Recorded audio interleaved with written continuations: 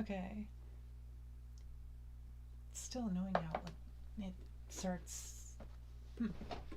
Okay, so unlike last time where I tried playing video games, this time I'm mainly just gonna be working on different stuff I need to do for school. So, kind of working on a purse, then I have to sew a whole bunch of buttons and buttonholes.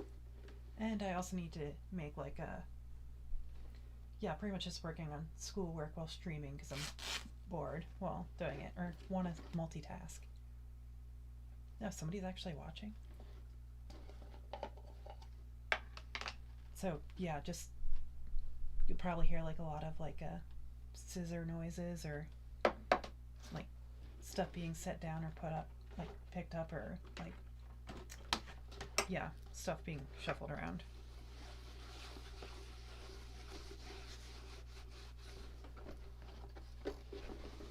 Yeah, I guess right now I'm kind of working on a purse. So that's. Yeah, treating it with like a black tooled leather purse that's being treated with mink oil paste. Of course, mainly because that adds a bit more of a shine, especially if you buff it a bit. Then also adds to the waterproofing it and longevity of the purse.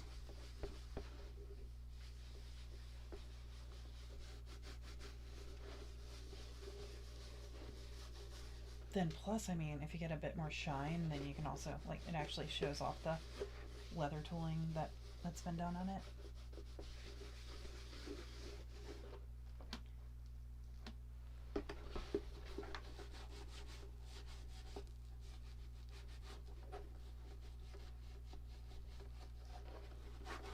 So, this probably would be something that'd be more interesting with a video, but nobody has time for that. Plus, I mean, definitely not dressed for video streaming right now, kind of wearing a leather apron and surrounded by tools, leather scraps on the floor, super messy.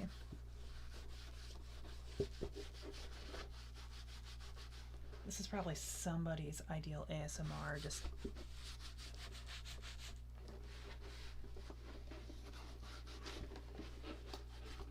But yeah, I mean, since I have schoolwork to do, I might as well do something while working on it. I mean, Ara would have started this stream while actually making the metal hardware for the handbag, but get the feeling nobody would want to tune in. Well, actually, a lot of people would want to tune into just an hour of sawing and filing noises.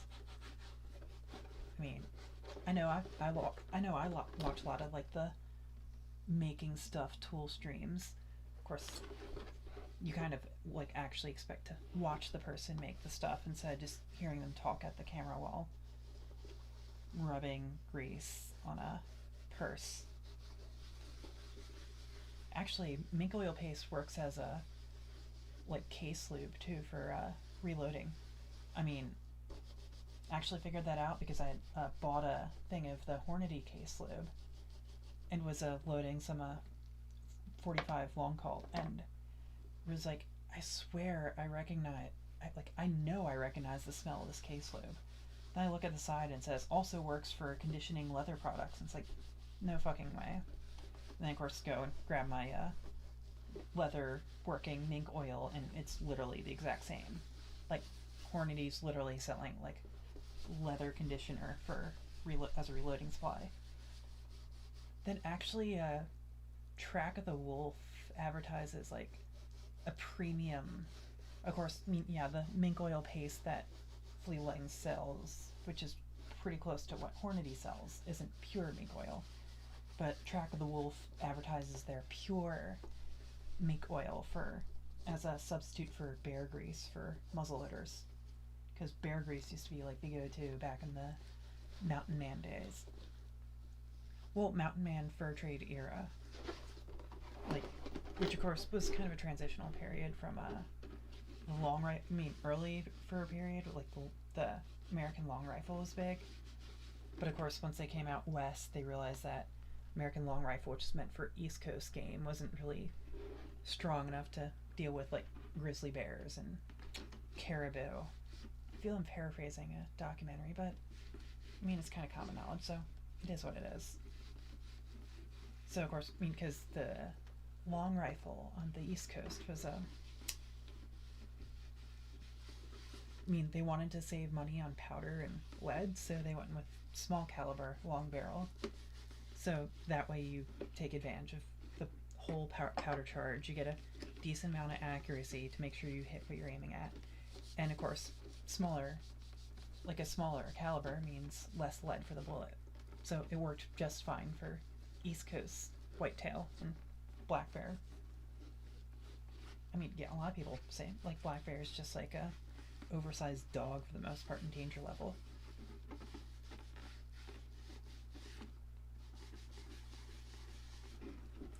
Okay, so probably should treat the underside of this strap too. This probably has to be some way to make it easier to share images, but I can do that once I'm actually finished treating this, and probably should clean up that area around here too if I try to get pictures to show people. Actually, definitely should do that, although I'll get grease all over my fancy new phone. Well, it's not fancy or new, but actually, where'd I put my phone? That's a good question.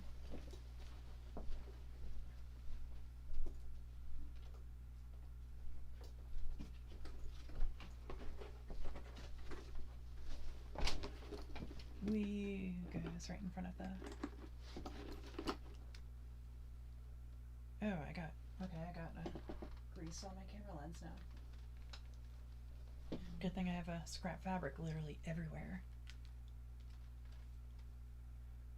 Yeah, as far as several 100-year-old elves go, I guess it's normal to expect a bit of clutter. In this case, most of it's just fabric scraps, but it is what it is. And yeah, figured I could at least give some uploads on progress.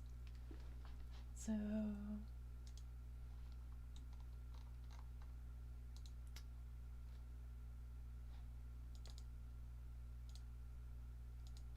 open that.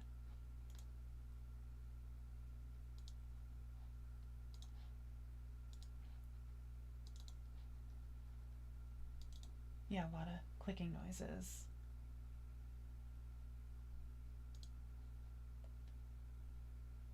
And add.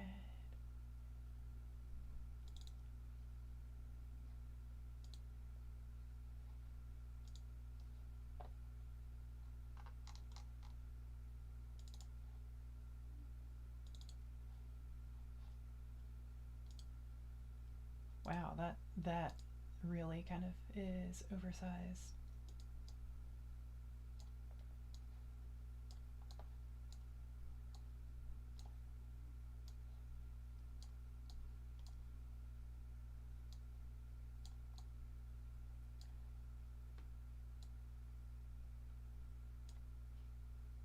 Okay, so that's what's currently being worked on.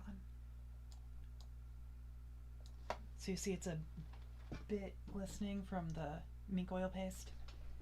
God, this will probably get me crucified, but honestly, part of the reason why I really am pro fur is just because mink oil paste. Like, you can use it for all sorts of stuff as long as it's related to like conditioning leather or like case lube for reloading, but they're both valid uses for it.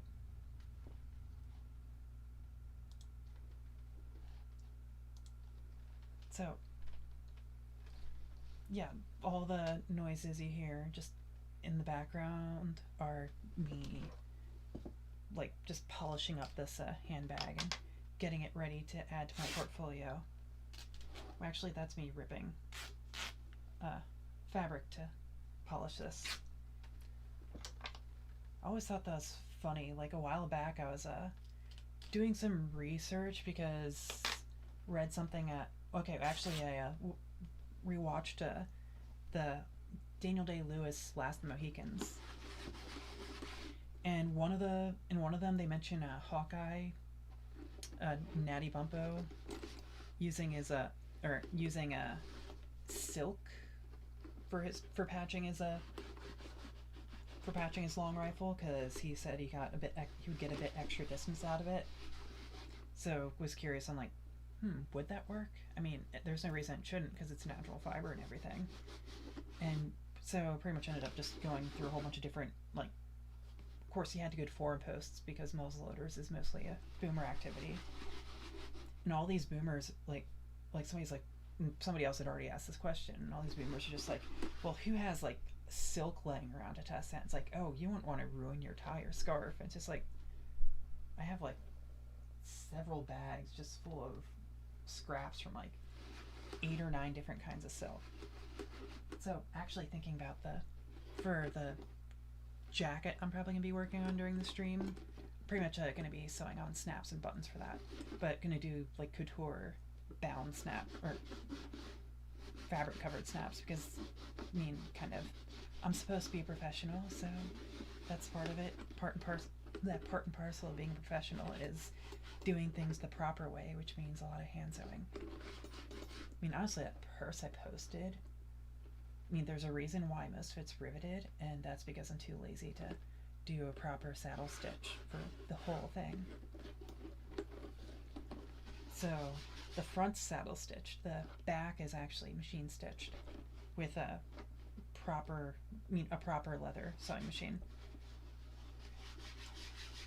And originally I was going to have the rivets be brass too, but I'm just too lazy to buy more brass rivets. So I'm going to say, well, it looks cool to have the contrast of copper and brass, which it does, in my opinion.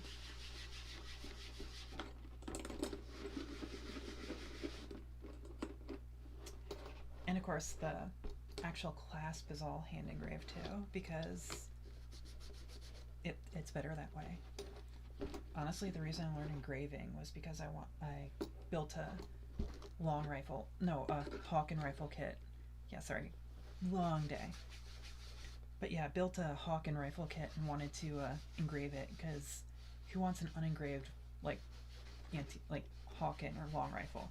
I mean, I can understand not engraving modern guns, because that's not the culture we have now, but back in the day, if you were anybody, you'd get your, well, it was a good way of showing like status, showing like, yes, I'm not poor, I can actually like afford a fancy gun.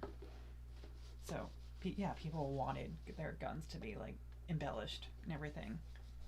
I think I touched on this in previous stream about the long rifle pretty much being a American form of Rococo art, which I still stand by. Well, I probably am plagiarizing somebody on that. I mean, I just can't remember where I stole it from, but it's true.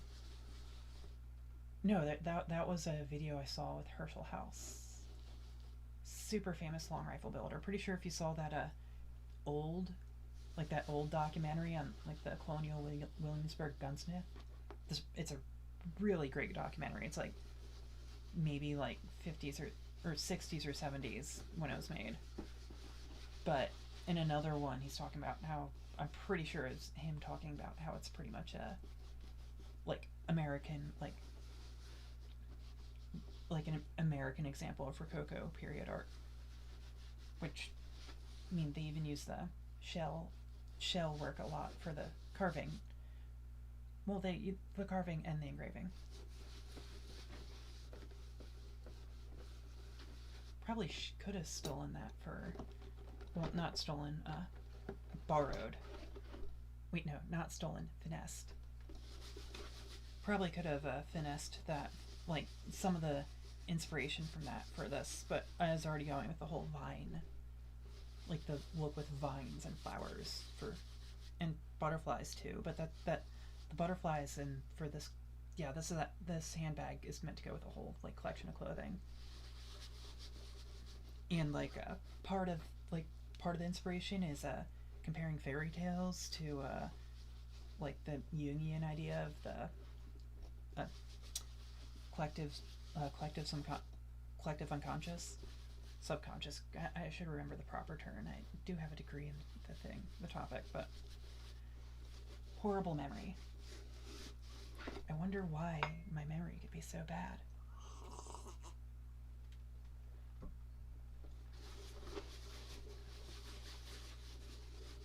But yeah, I guess part of the reference to the psyche is butterfly wings because traditionally the goddess Psyche was portrayed with butterfly wings. And of course, that also represented the anima, or the soul. Of course, anima is also the term Carl Jung uses to describe the female aspect of the subconscious. I mean, he goes into a lot of depth on the idea of like different ancestral archetypes that appear, which makes sense. Not to get too Jordan Peterson-y. You can say what you want about his other stuff, but he's good at dumbing down Jung for the average person.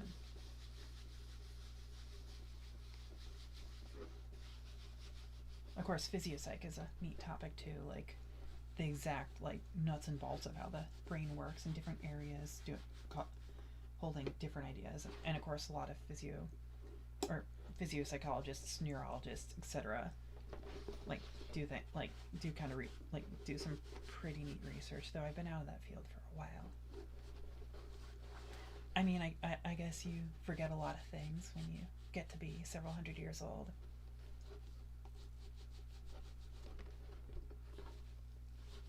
Though I swear I'm not an old hag.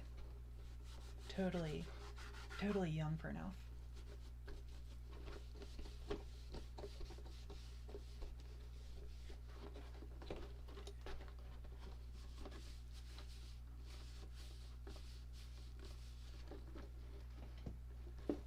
Okay, so second coat of that. I should let it soak in for a little bit before I buff it out. But I also does that when it zooms way out if I reach down too low. There it goes. Yeah, I guess every purse kind of needs a shoulder strap, so I need to add like an edge coat to that. I mean, normally I just burnish it the proper way, but this is for my final project, so I want to do like the quote unquote industry way for industry handbags. Even though I went full tooled leather with a Possibles bag inspiration, loosely inspired by Possibles bags, very loosely. So using Angelus edge dressing, but that warning: caution, flammable, acetone, contains acetone. Use in well ventilated areas. I guess you get to hear me get brain damage on more brain damage on a stream. How about that? Probably could open a window, but then you'd have to hear stuff like birds and everything, which is nice.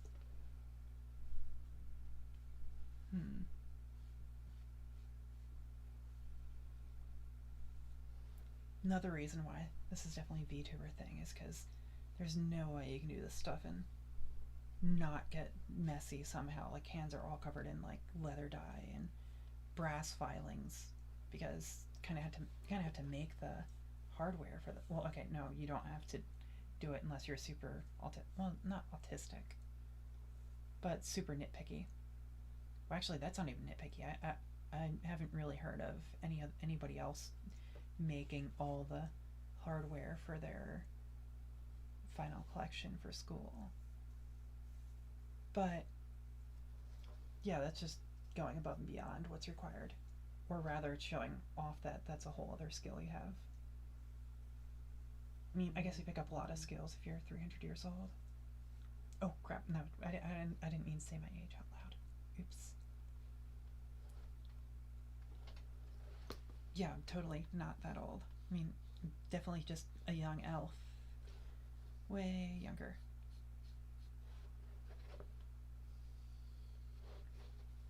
And have most of the edge dressing done.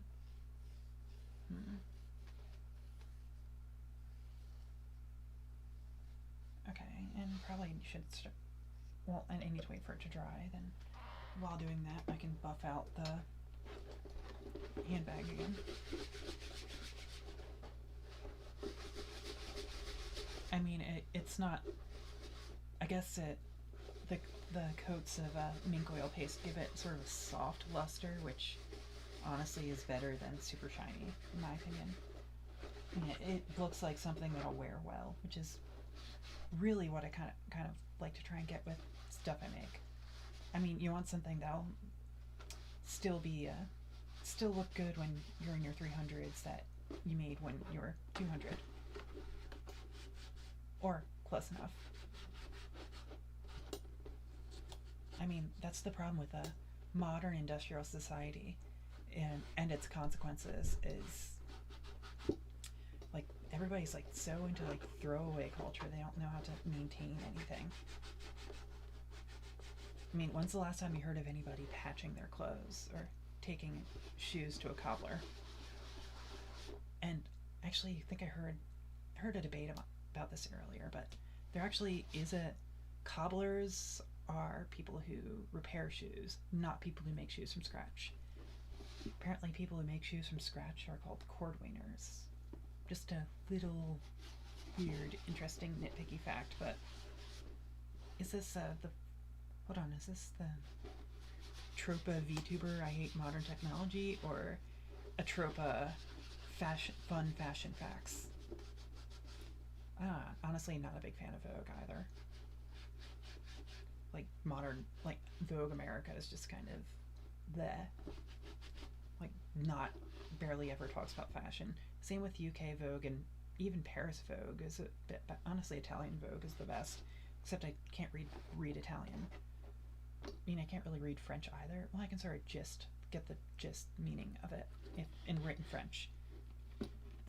But frankly, I'm not an expert on French stuff. Despite people's accusations the contrary. Frankly, I'm tired of getting mixed up with other internet personality. Well, I'm not an internet personality. I'm just person rambling at YouTube.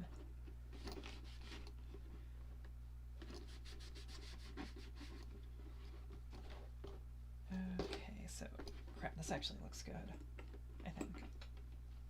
I mean, the handle's a bit lumpy overall, but that's minor. And the edging on this should be dry. Okay, so now I can give this a coating of mink oil.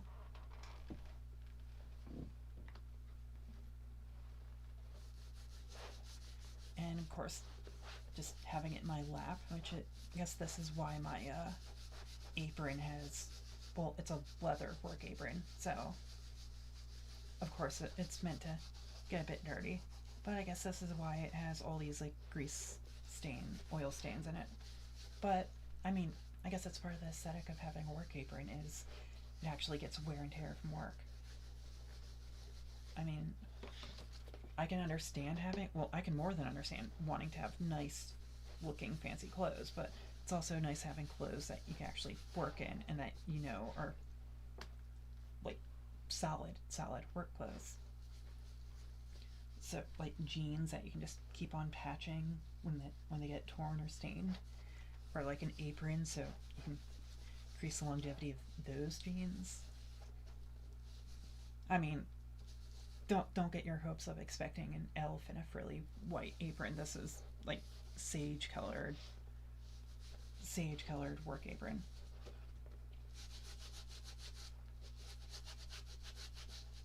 But I mean, I guess some people would be into that.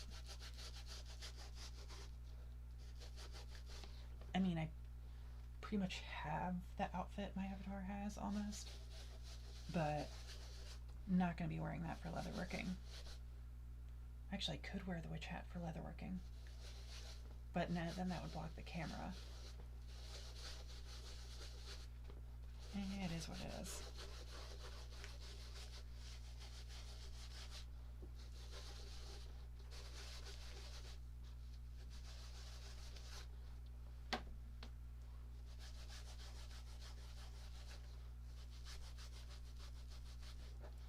And once I get this all oiled up, I can actually start. Might need to step away from the camera a little bit to actually do the rivets, but they aren't too bad. Actually, where did I put the slide? I mean, I realized I forgot to cut that, so I had to go and cut that, which is why the stream started later in the day, because kind of need to do that at my jewelry working workshop bench, which is in the basement, which is away from the computer that has the streaming software.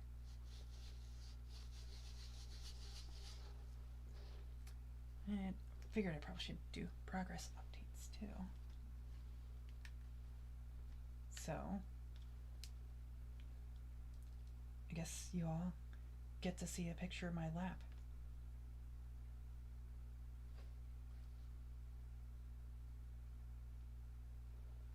Just need to actually get it onto the computer.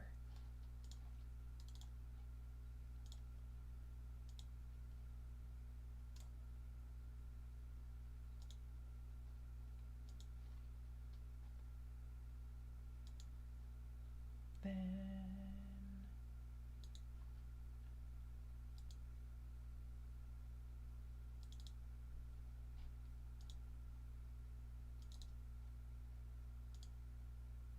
yeah.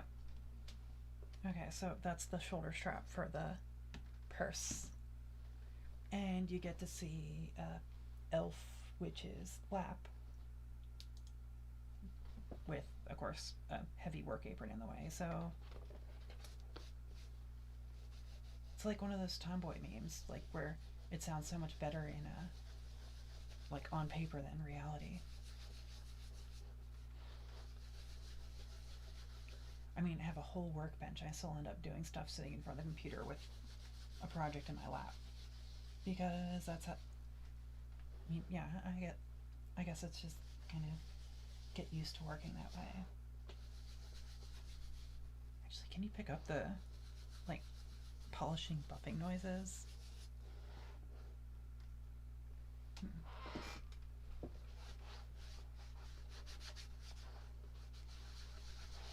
It does make a nice noise.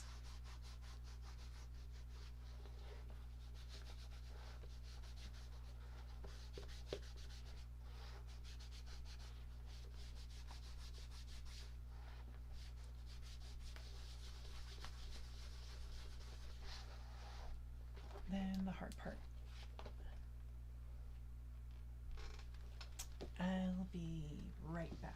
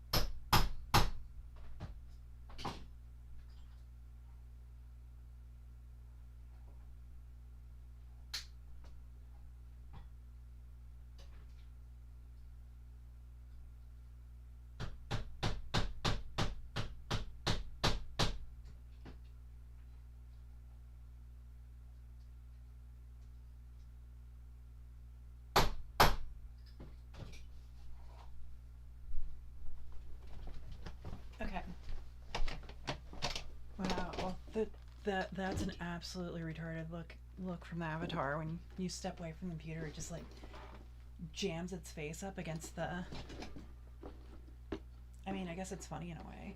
Okay, so yeah, need to actually work on the purse strap. So if you heard the hammering and riveting in the background, God, imagine the stream must be absolutely riveting. Okay, yeah, horrible puns. I guess horrible puns are part and parcel of being a VTuber. Who's actually watching, anyways?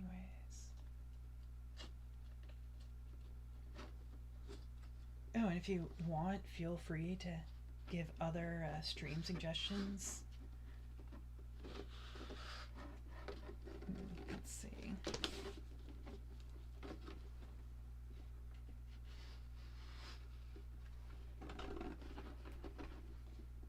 Wow, this actually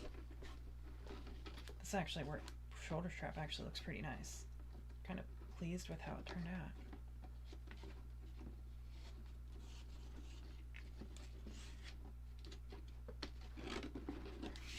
And it should age super nice. Because how a leather product ages in my mind is one of the key things. Nobody wants a cheap bag that will just like wear out in a few years. I mean, at least I wouldn't. I can imagine. Shoulder strap should have. Yeah, it's fine for me. This is what I like. I can always extend it. Yeah, that'd work. Totally work.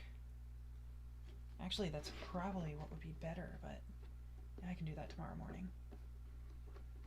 But that actually would work great. Okay, so if I extend it, then have the same kind of tie off I had before. That's what I want.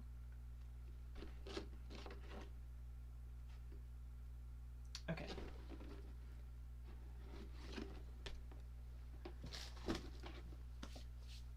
Now I need to grab the snaps and my needles.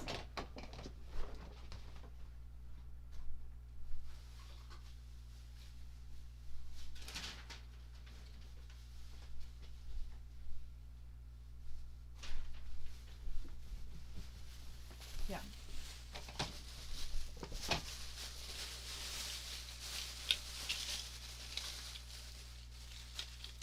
Millinery needles and snaps.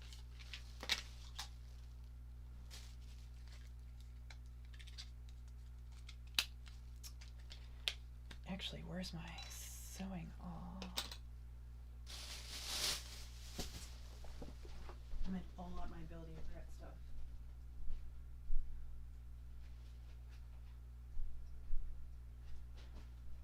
Get it? Get it? Yeah, I hate myself too for that pun. Though really, where is my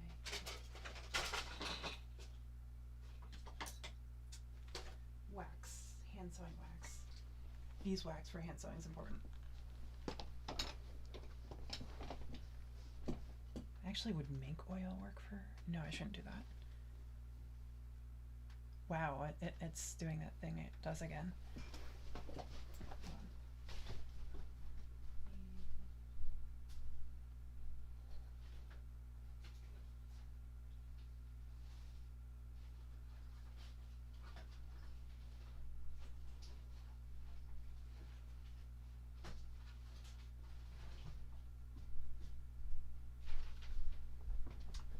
Well, when you think several hundred-year-old elf witch, you normally don't think organization. And I'm doing my best to live up to that. Is that a stereotype? I mean, it feels like this is a stereotype. But it's definitely one I'm more than living up to. Okay, so I have the snap right here. So gonna do a couture style covered snaps. Because despite the fact that I put all that effort into buttons, well, okay, it's kind of, if anything, it's because I put all the effort into buttons. It's too much to risk for, too big of a thing to risk with hand-bound or like hand-sewn buttonholes, or too much to risk taking it to somebody to sew buttonholes. So instead, you just use snaps, and the buttons are purely decorative, which I guess, yeah, that's more common than you think. Many such cases. And it's just sort of like cutting out patches for musket ball. Then what you do is you end up sewing around it, you gather it, then you sew it onto the inside of the jacket. This case, it's a pretty heavy, well, I'm sure I posted it somewhere. Here, I know I have a picture that's not too old. I mean, I've added the facing, so it's definitely, yep. Okay, click here, browse.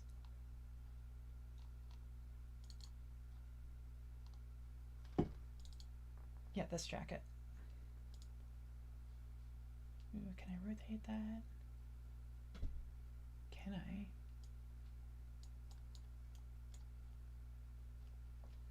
Okay, there's bound to be a way I can rotate it.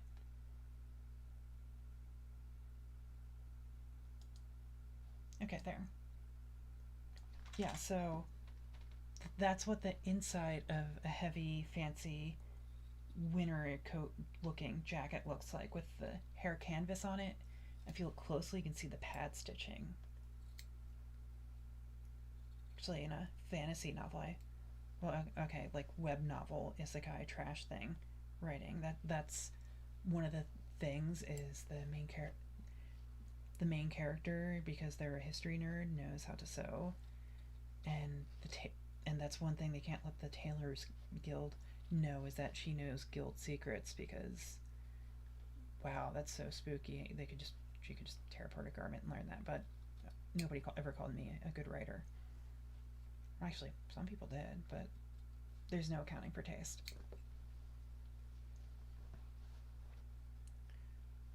But yeah, so you pretty much what you do is you have the internal fabric, then you do a series of these small stitches that catch on the outside fabric through that hair canvas, which is sort of stiff, which gives the jacket more like structure, body. Then those stitches catch onto that through the support interfacing fabric into the main fabric, and since you're folding over while you're sewing, it means that that part of the interfacing fabric is connected to the like real, like the outside fabric, the shell. Then that's what gives, like on a properly made suit jacket, that's what causes the lapel and collar to turn over properly the way they do. So that's tailoring secrets. I mean, not the best tailor. I think I'm a passable tailor.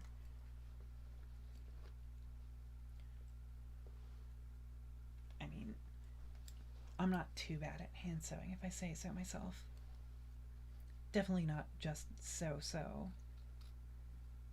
God, I'm going to hell for these bad puns.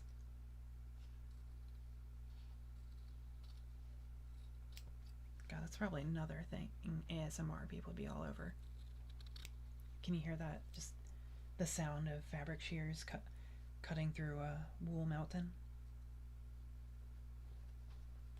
See, I probably need at least 4 of these, if not 5. Okay, 4 sets. Because I have to cover all the snaps, then you have to sew them into the jacket.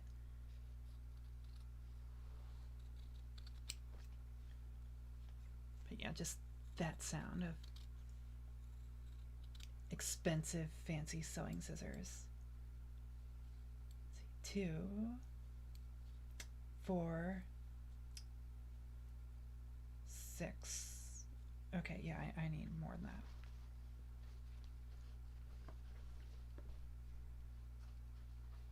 This would be easier if I had like a punch like I do for turning the scraps from millinery work into muzzle loading, or like cap and ball revolver felt wads. Like, just, I mean, for that I actually bought a punch that punches out proper 45 caliber felt wads, which that thing's super handy. Like, I can literally just turn the scraps from making a hat into a bag full of like hundreds of wads for cap and ball, or if you're one of the ones who uses wads when loading cowboy action ammo. I mean, I'm not demonstrating how to do reloading stuff, so it's not like I need to worry about YouTube freaking out over that. I'm just talking about how, well, it's actually pretty easy. I mean, you need to make sure the case is fully filled for black powder, and it helps if you use like a long tube so it settles down properly.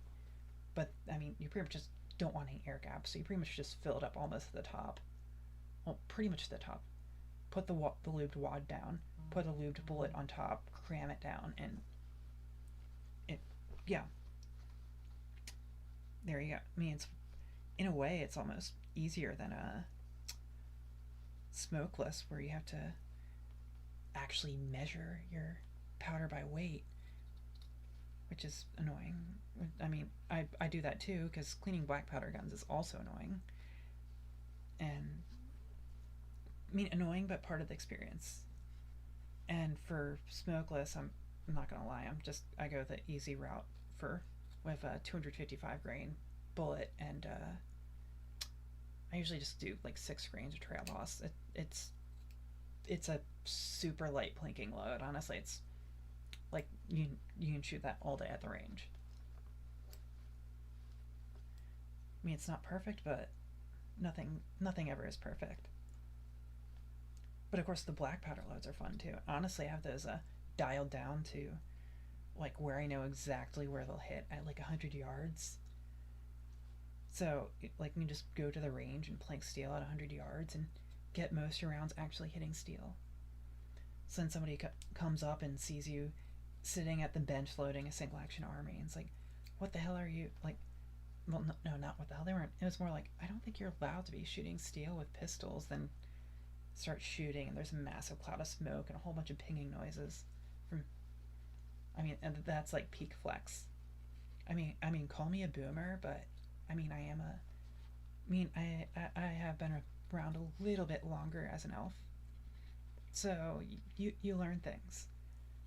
I mean, Elmer Keith talked about hitting stuff out like hundreds of yards with, of course, you like his description was like, oh yeah, you go in a desert so that way you can see the impact, and you pretty much just sort of lob it and do trial and error until you get the rounds on target. I mean, but Elmer Keith was a special case. I mean, a fun special case, but definitely a special case when it comes to firearms. God, showing all my boomer tendencies here. Please don't stop. Please don't avoid an old lady like me just because I like 45. It really is a great cartridge. I mean, 45 long call, not 45 ACP. I mean, honestly, 45 ACP is a fun cartridge too. But I mean, I normally just buy commercial loadings for 45 ACP. Back when I used to shoot my 1911 more often, instead of just using it as a carry piece, I mean, like, ammo is still affordable.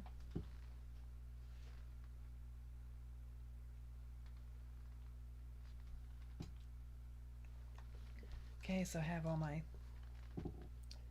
Okay, this may not be the best thing to wear a leatherworking apron on, but too lazy to take it off. So I have all my little circles cut out. Actually, I probably should post a picture of those. It's practically like a sewing tutorial. All my circles cut out, and I'll just need to get them onto my computer from the phone.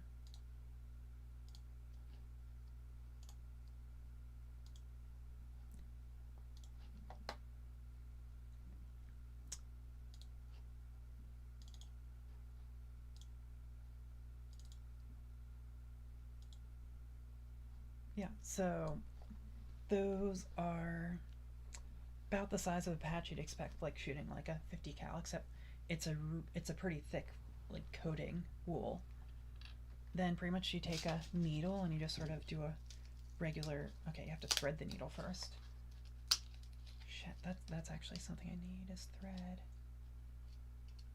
Well, the proper color thread. Actually, kind of want go for size 6 needle. No. Well, size 7 actually seems like the best compromise. Well, size 5, size 7. Okay. Put the needle in out. Okay, so. I want a thread that somewhat matches the color of this.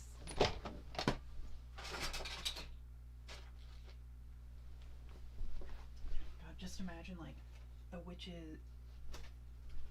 Be right back.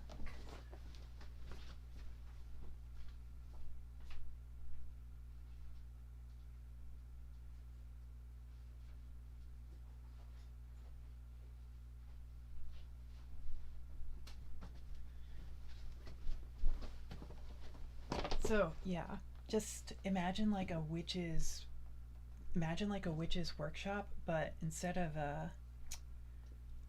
like spooky stuff and like instead of like skulls and spell books and belladonna seeds and tinctures and potions, imagine same cluttered atmosphere, but with, well, skulls, spell books, belladonna seeds, and also fabric thread, guns, and empty beer bottles.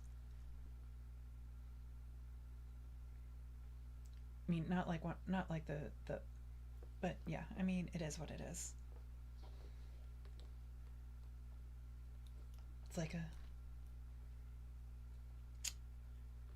like post-ironic witch, like on so many layers of irony. Even I don't know how many I'm on. I mean, it's really the best way to do things.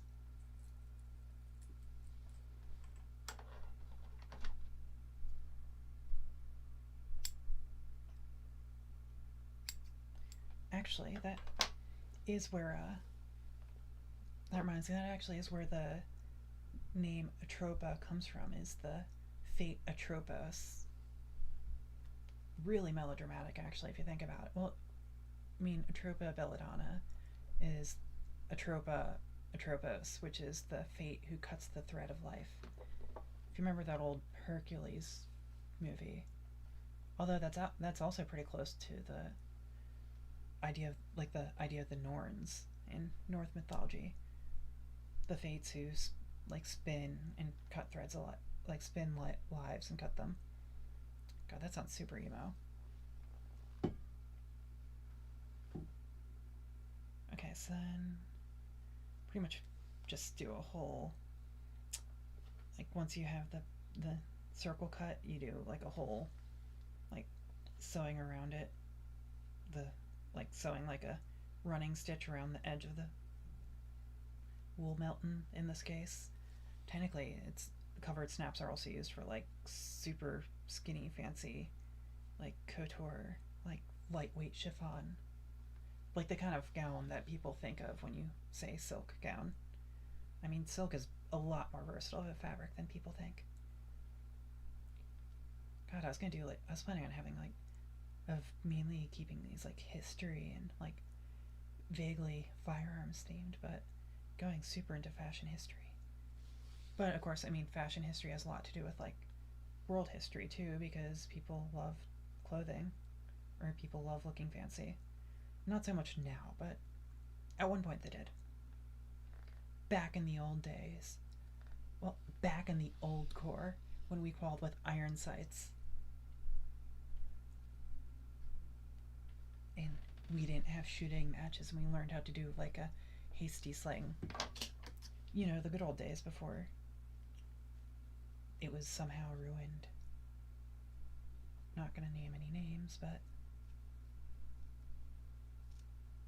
okay, and just need to do a hole in the center of this.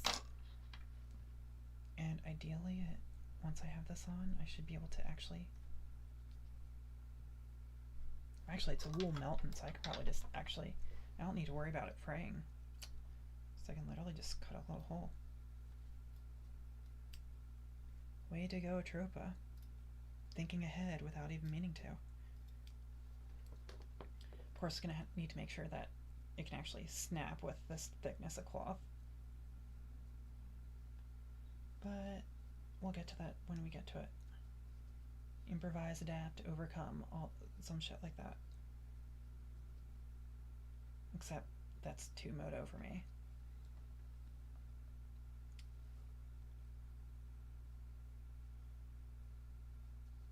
But yeah, I mean, there is something really relaxing about hand sewing.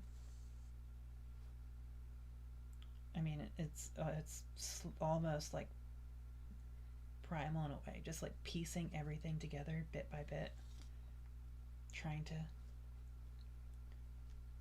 like controlling every little tiny step of the way, step of the product.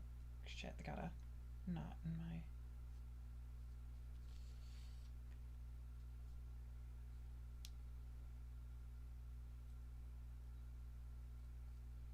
Well, it's coming along pretty well.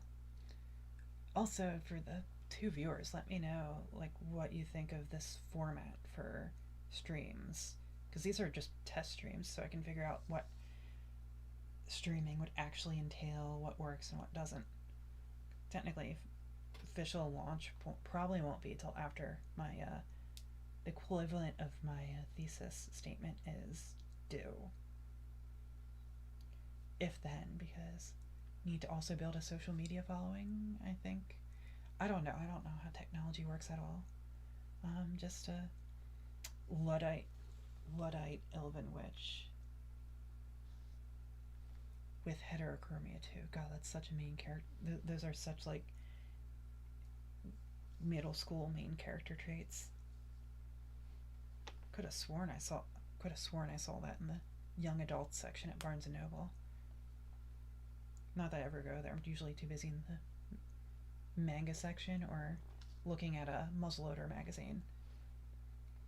John, honestly, the local Barnes & Noble is absolutely horrible with updating new issues. Like, it gets pretty annoying. I just want my muzzleloader and black powder cartridge magazines, and they can't even get L'Officiel out in a timely manner. God, that sounds pretentious as fuck when you put it that way.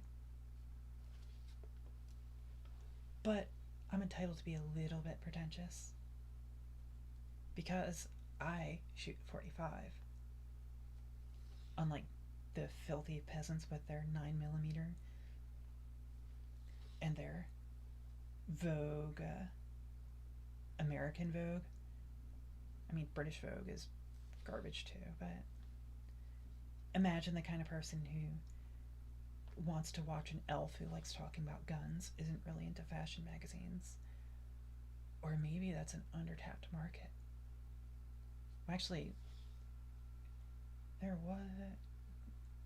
it probably is a undertapped market. I mean, the gun community is growing a bit. Probably shouldn't comment too much on current events, but there's definitely reasons for the gun community to grow a lot. So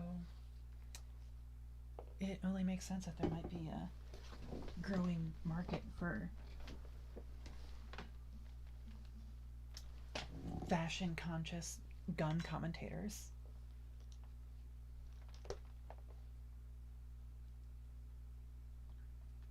It's a niche, but it's a niche that I can fill. Yeah, let's see if I can actually get this. Oh shit. Well, I'm sure you heard that ripping noise. Maybe I should grab my sewing awl. Oh, yeah, I'll grab my sewing. No, not my fabric sewing awl, which just punches holes.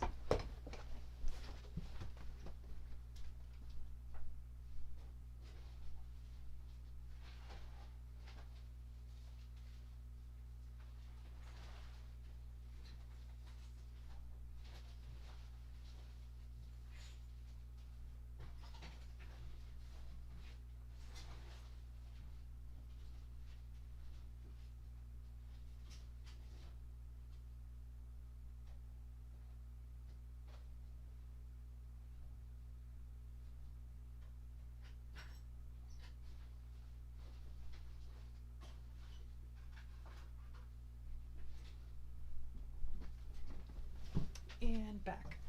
But yeah, that's definitely something that. Hold on, let me just double check something.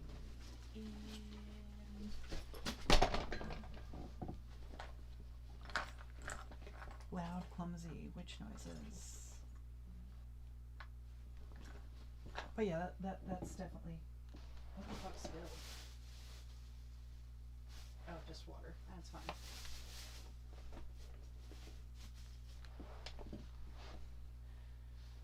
But yeah, doing like all sorts of different, like making stuff kind of things. What do they call them? Oh yeah, crafts. Is kind of just get a lot of tools that are similar but completely different, like a stitching awl to a sewing awl to a scratch awl to, yeah, really an awl at the amount of tools that are required for different stuff. And of course, been getting into wood carving too. So there's wood carving tools, leatherworking tools, metalworking tools, sewing tools. Really been wanting to get like a decent few, like really want to get some planes to do woodworking stuff. Like being able to make my own furniture would be super cool and make it match what I want. And in my mind, like there's nothing you can't learn how to do if you put your mind to it or your money to it. I mean, yeah, being able to actually afford the tools you need is super important. Like, have you ever tried carving a rifle stock in your lap? But I mean, it's not too hard once you get the hang of it. Carving a rifle stock in your lap with a cheap set of Amazon. Wow, that's kind of. Yeah, I want that kind of thing. Okay. With a cheap set of Amazon wood carving chisels. That was probably not the most time efficient way to go about it, but now I know I can do that. But the expensive set of carving chisels I got as a Christmas gift works so much better. I mean, I haven't been able to use them as much as I want because like after Christmas, everything was happening for school. By everything, I mean like, like school in general was happening.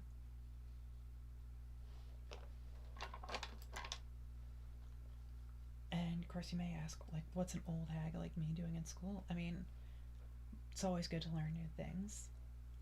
I mean, everything from like making potions to archery to like physiological psychology to making pretty clothes. Of course, like as an elf, naturally, we're a bit familiar with like making do and mend, but actually no, that's like a British. That's like World War II term. But yeah, I mean, might as well learn more. I mean, everything's about self-improvement.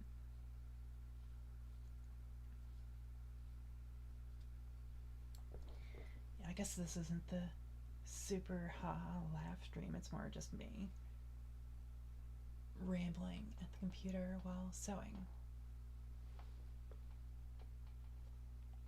Did you see the avatar do that? Just staring up, just.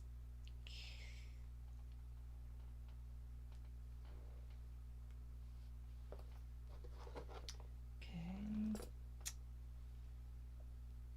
Confession, I didn't actually find the awl I was looking for when I stepped away earlier. I gave up and came back here. But this time should work. Or just this time I shouldn't rip it and completely ruin the patch I went on my way to carve. Okay, there. Now pull this tight and. Yep, there. The snap just sort of gets covered in wool. Perfect. Then you just sort of stitch back and forth to try and get it to be covered tightly like you want.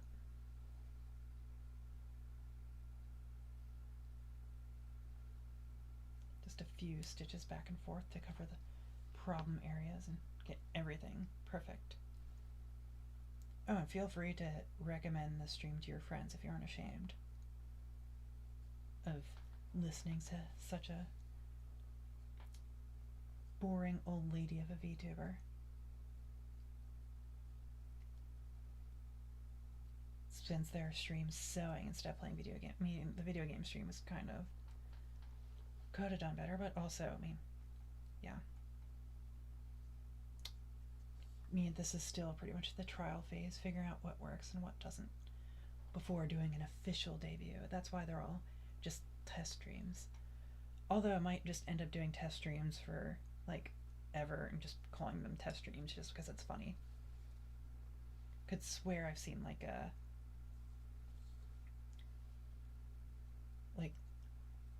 it just reminds me of some movie plot where they named something like just called it like conditional. Well, okay, now that's a few series I've done that, but I guess I'm thinking of Steins Gate where they just call it like temporary name, and they just keep on calling it temporary name. Like they don't ever give it a real name because temporary name stuck. Okay, back stitches. And here we go. And I'll have to take pictures of the finished covered snaps because I guess I am kind of focusing on that.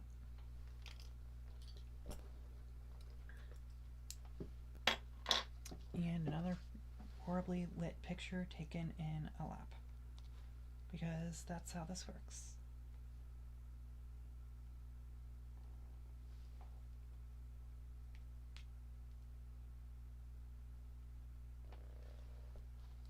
So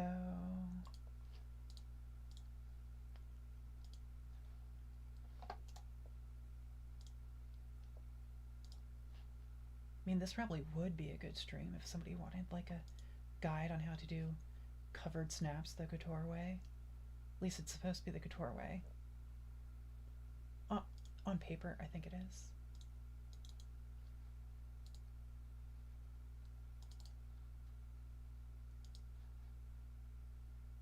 Okay. Now let's see if they actually snap together. A little bit concerned about that because this fabric is on the thicker side. Yep, they work. Now just repeat the process a whole bunch of times. Where did I put my needle? Okay, there.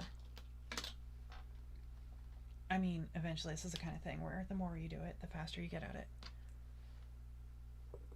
I mean, just like threading needles. Remember threading needles growing up and it took forever, and that was a huge accomplishment, and now it's just like instinct. Just don't even think about threading a needle.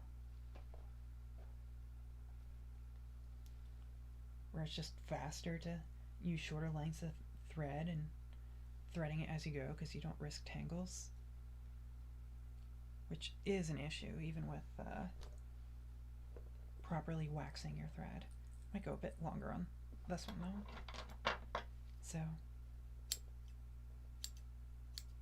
cut just like my namesake Atropos, except hopefully nobody died because of that.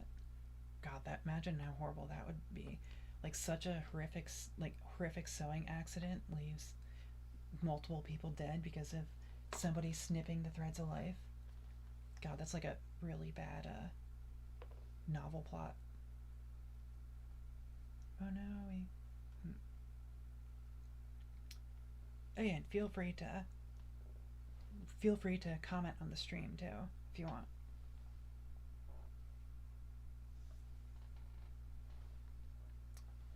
And running stitch. Also, the first sewing stitch everybody learns. I mean, start with threading needle, then running stitch. Or whip stitch, it depends on who's doing the teaching. Running stitch is just neater, I guess. Well, it depends. Whip stitch has its purposes. Like even in couture. Well, same what do running stitches. The running stitches are usually used for gathers or gathers or basting. So like something that growing up, like a little kid learning to sew, it's like, oh, that seems like so much work, ends up becoming just like, oh, that's super fast, so I'll just do that just to hold this in place because I don't feel like pinning it. Well, pinning usually, yeah.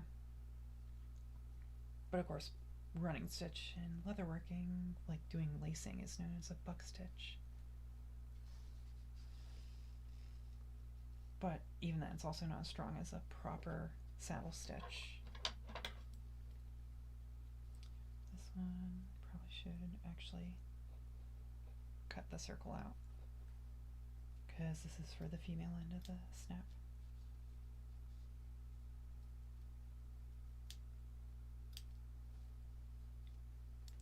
Part of the this part of the reason this could be better is, imagine if you didn't need to worry about copyright. That would be pretty great. You could just play any music you want during the stream. Probably would end up singing along horribly, and like, well, I only have one viewer anyways. Kind of a niche topic right now. We need to probably could do another one of this ASMR whispering K related, whispering like history related books into the. Oh, that could be fun. I wonder if that would be a copyright. I mean, I picked an old book for a reason for that, but like doing like whispered audiobooks. I could do old poetry. That might be fun. Like Shakespeare, Edgar Allan Poe. Oh, Edgar Allan Poe would be perfect. Or just old fairy tales. Oh, I could do Grimm's fairy tales. That'd be great. Just spooky readings of Grimm's fairy tales. I might have to do that. That's probably gonna be next stream. I mean, I could do that now, but I'd probably poke myself with a needle. Actually, we'll give it a vote to the audience. What do you want to hear? Grimm's fairy tales being read on the stream?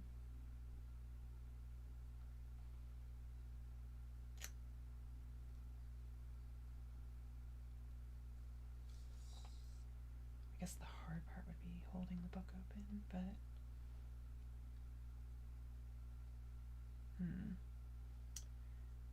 biggest issue is it's all the way over there on the bookshelf, which is a whole lot of work going all the way over there.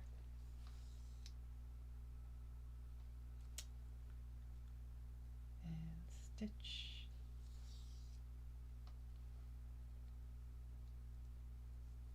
Stitch. I'm gonna do it.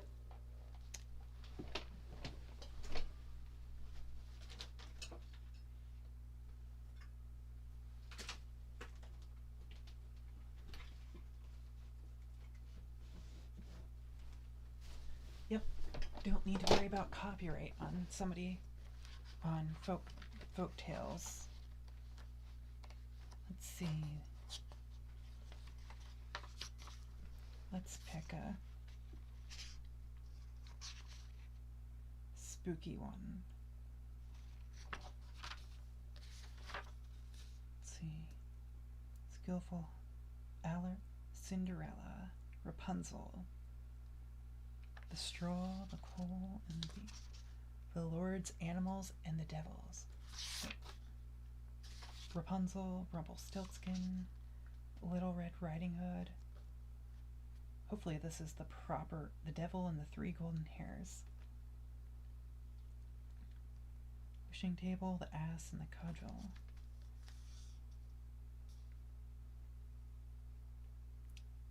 Boots of buffalo, Snow White and the 7 dwarves. The valiant little tailor, that's a good one. I'll have to keep, well that might be worth doing. Hansel and Gretel. Hans the Hedgehog, Strong Hans, Clever Hans, Hans in Luck, Hans Married, Wise Folks.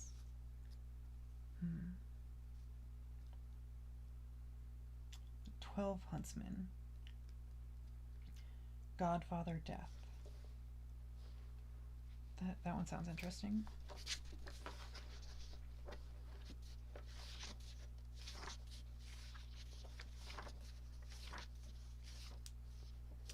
I guess fairy tales and somebody sewing by hand is some sort of a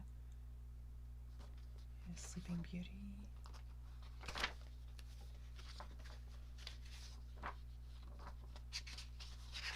That might be a good one for a future stream. Godfather Death. A poor man and his 12 children was forced to work night and day to give them even bread.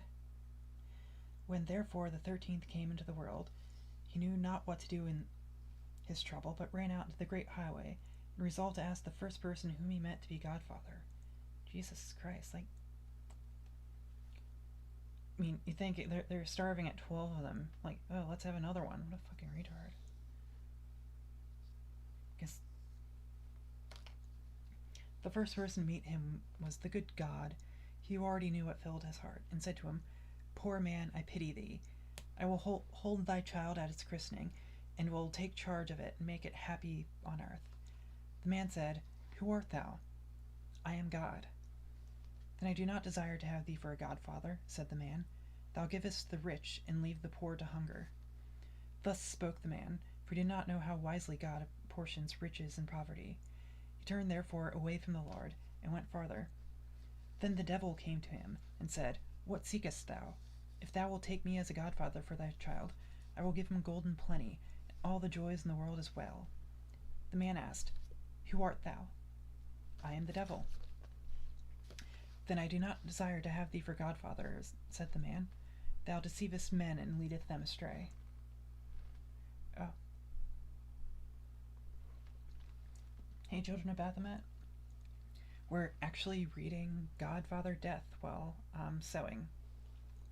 Because reading fairy tales seems like the perfect thing for an elf witch to do while hand sewing stuff. I mean, it just seems atmospheric. I mean, it has that folksy homespun vibe, even though I'm sewing couture button snap covered snaps. I mean, the couture kind of takes away from it, but there is a tale about a tailor I was thinking of reading. He went onwards, and then came Death, striding up to him with withered legs, and said, Take me as godfather. The man asked, Who art thou? I am Death, and I make all equal. Then said the man, Thou art the right one. Thou takest the rich as well as the poor, without distinction. Thou shalt be godfather.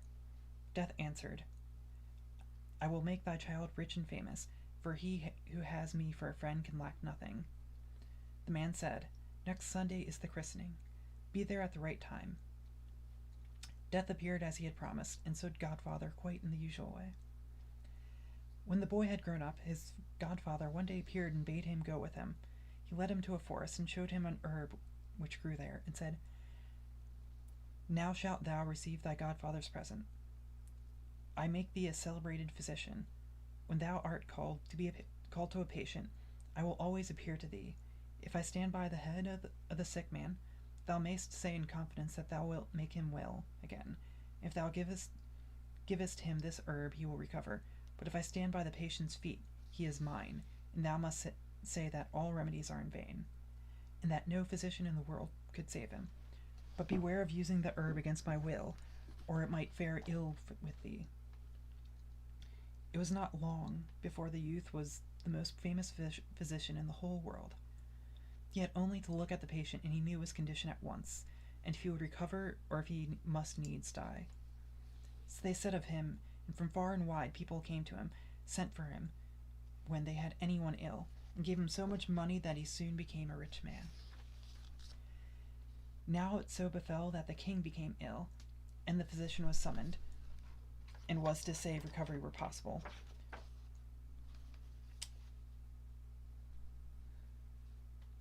But when he came to the bed, Death was standing by the feet of the sick man, and the herb did not grow which could save him. If I could but cheat Death for once, thought the physician, he is sure to take it ill if I do, but I, as I am his godson, he will shut one eye, and I will risk it. He therefore took up the sick man, and laid him on the other way, so that now Death was standing by his head. Then he gave the king some of the herb, and recovered and grew healthy again. But death came to the physician, looking very black and angry.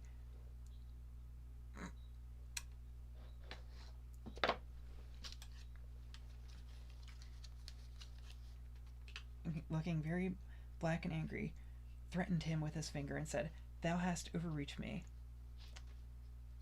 This time I will pardon it, as thou art my godson. But if thou venturest it again, it will cost thee thy neck, for I will take thee thyself away from me." Soon afterwards the king's daughter fell into a severe illness. She was his only child, and he wept day and night, so he began to lose the sight of his eyes, and he caused it to be made known that whosoever rescued her from death should be her husband and inherit the crown. When the physician came to the sick girl's bed, he saw death by her feet. He ought to have remembered the warning given by his godfather, but he was so infatuated by the great beauty of the king's daughter and the happiness of becoming her husband that he flung all thought to the winds. He did not see that death was casting angry glances on him, that he was raising his hand in the air and threatening him with his withered fist.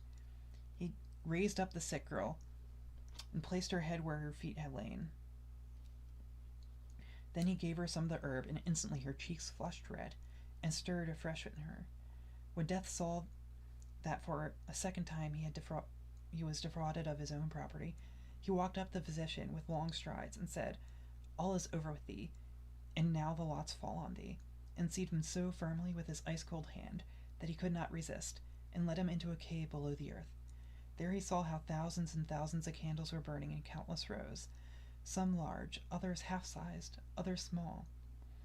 Every instant some were extinguished, and others again burnt up, so that the flames seemed to leap hither and thither in perpetual change. "See," said Death, "these are the lights of men's lives. Large ones belong to children, the half-sized ones to married people in their prime, little ones belong to old people, but children and young folks likewise have often only a tiny candle." "Show me the light of my life," said the physician, and he thought that it would still be very tall. Death pointed to a little end which was just threatening to go out, and said, "Behold, it is there."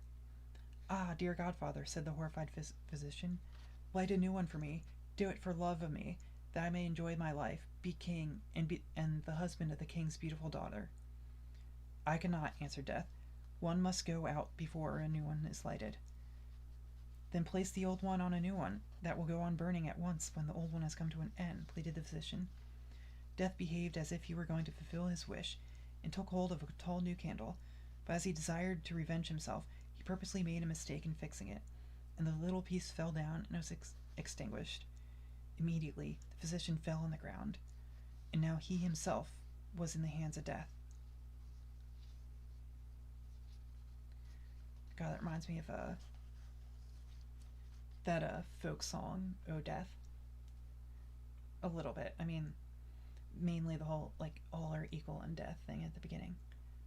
God, that this is going a goth direction, but, well, I guess the stream is, I guess my name is Atropa, so it only makes sense that have a little bit of a dark theme.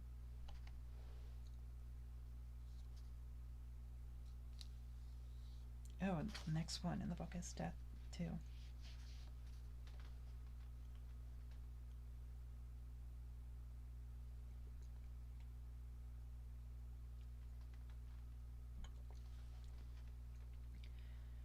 In ancient times, a giant was once traveling a great highway, when suddenly an unknown man sprang up before him and said, "Halt, not one step farther." Okay, this one's Death's messengers. "What?" cried the giant. "A creature whom I can crush between my fingers wants to block my way? Who art thou, that thou darest to speak so boldly?" "I am Death," answered the other. "No one resists me, and thou also must obey my commands." But the giant refused, and began to struggle with Death. It was a long and violent battle. At last the giant got the upper hand, and struck Death down with his fist, so that he dropped like a stone. The giant went his way, and Death lay there conquered, and so weak that he could not get up again. "What will be done now," said he, "if I stay lying here in a corner? No one will die in the world. and it'll get so full of people that they won't have room to stand beside each other. That that sounds a bit like oh no. Imagine a place where it's so full of people that there's no room for them to stand beside each other, and that there's smog all over the place. This sounds a bit like the problems with the Industrial Revolution and its consequences. Of course, I mean, I guess there's a few ways you could approach that problem. Hello, watch list.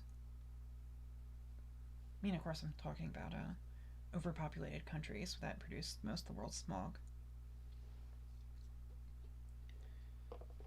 In the meantime, a young man came along the road who was strong and healthy, singing a song, and glancing around on every side. When he saw the half-fainting one, he went compassionately to him, raised him up, poured a strengthening draught out of his flask for him, and waited till he came around. "Dost thou know," said the stranger, whilst he was getting up, "who I am, and who it is who thou hast helped on his legs again?" "No," answered the youth, "I do not know thee." "I am Death," said he. "I spare no one, and can make no exception with thee, but that thou mayst see that I am grateful, I promise thee that I will not fall on thee unexpectedly, but will send my messengers to thee before I come and take thee away."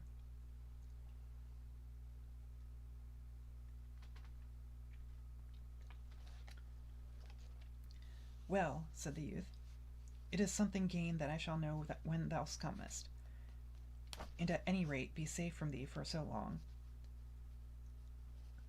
Well, there was a movie I remember seeing where I mean, I don't remember the movie too well. I might have just saw part of it, but where the main character, or the person the movie focuses on, figures out when he's gonna die. Oh, it's like some like folk. I mean, it was like some like little kid urban legend that if you stare into this one spooky lady's eyes in his town, that you'll see when you die.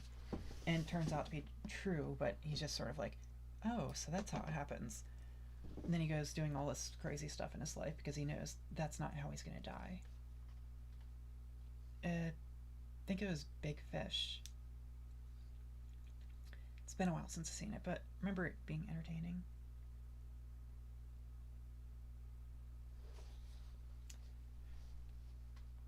"Well," said the youth, "it is something gained that I shall know when thou comest, and at any rate be safe from thee for so long." Then he went on his way, and was light-hearted, enjoyed himself, and lived without thought. But youth and health did not last long. Soon came sickness and sorrows, which tormented him by day, and took away his rest by night. "Die I shall not," he said to himself, "for death will send his messengers before that, but I do not wish these wretched days of sickness were over. But I do wish these wretched days of sickness were over." As soon as he felt himself well again, he began once more to live merrily. Then one day someone tapped him on his shoulder. He looked around, and Death stood behind him and said, "Follow me. The hour of thy departure from this world has come." "What?" replied the man. "Wilt thou break thy word?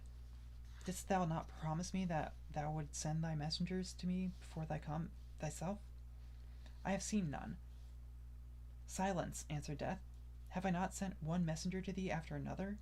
Did not fever come and smite thee, and shake thee, and cast thee down? Has dizziness not bewildered thy head? Has not gout twitched thee in all thy limbs? Did not thine ears sing? Did not toothache bite into thy cheeks? Was it not dark before thine eyes?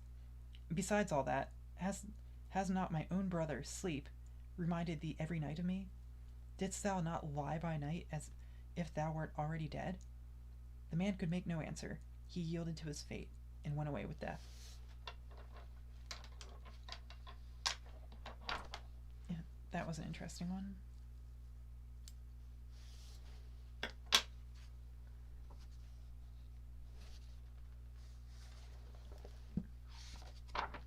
Yeah, most of these are not really I mean, these aren't too bad, but I guess those past few weren't exactly I mean, they weren't full on like little kid fairy tales where everything's cutesy. Oh, the Jew among thorns. Hmm, that one maybe? Not gonna lie, a little bit curious about that one.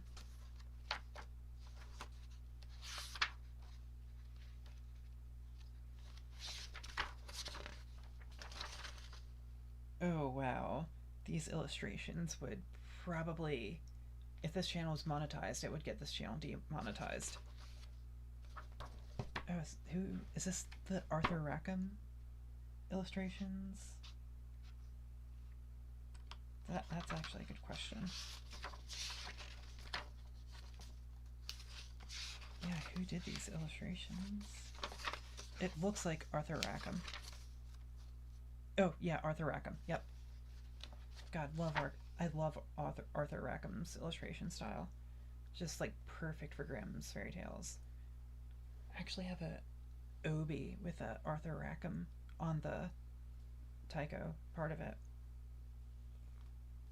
If I mean, of course, kind of a jump from Grimm's fairy tales to kimono, but it is cool. Yeah, let's find a different one. It kind of sucked to get this channel taken down before I can even get started. Oh yeah, and feel free to share the fairy tale story hour. I mean, most of the stream has just been me rambling at the camera while sewing, so it's a bit of a lax one compared to desk pops and, well, actually, Age of Empires isn't the most. Watching somebody else play video games isn't. Well, some people are into that. Well, that's kind of most of this industry. Well, is this no? It's entertainment, I guess.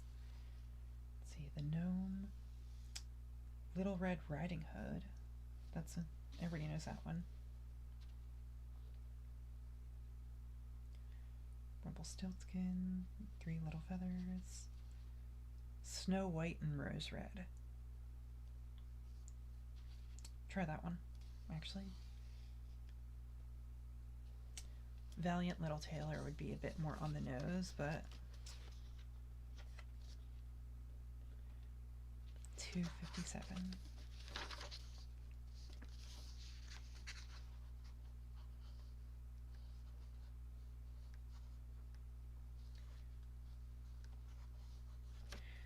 There once was a poor widow who lived in a lonely cottage. In front of the cottage there was a garden wherein stood 2 rose trees, one which bore white and the other red roses. She had 2 children who were like the 2 rose trees, and one was called Snow White and the other Rose Red. They were good and happy, as busy and cheerful as ever 2 children in the world were. Only Snow White was more quiet and gentle than Rose Red. Rose Red liked better to run around in the meadows and fields, seeking flowers and catching butterflies. But Snow White sat at home with her mother and helped her with her housework, or read to her when there was nothing to do. The 2 children were so fond of each other after that they always held each other by the hand when they were out together. And when Snow White said, "We will not leave each other," Rose Red answered, "Never, so long as we live." And their mother would add, "What one has she must share with the other."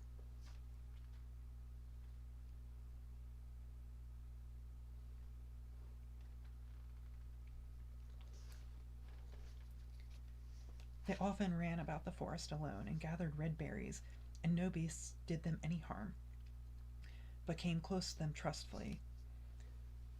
The little hare would eat a cabbage leaf out of their hands.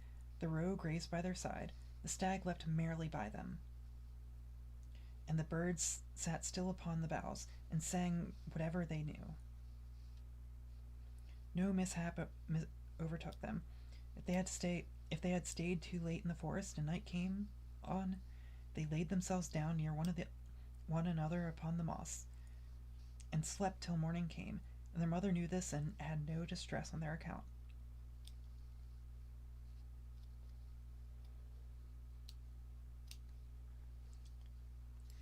Once, when they had spent the night in the wood, and dawn had roused them, they saw a beautiful child in a shining white dress sitting near their bed. He got up and looked kindly at them, but said nothing and went away into the forest. When they looked round, they found that they had been sleeping quite close to a precipice, and would certainly have fallen into it in the darkness if they had only gone a few paces further. And their mother told them that it must have been the angel who watches over good children. Snow White and Rose Red kept their mother's little cottage so neat that it was a pleasure to look inside. In the summer, Rose Red took care of the house, and every morning laid a wreath of flowers by her mother's bed before she woke, in which was a rose from each tree. Where's my other?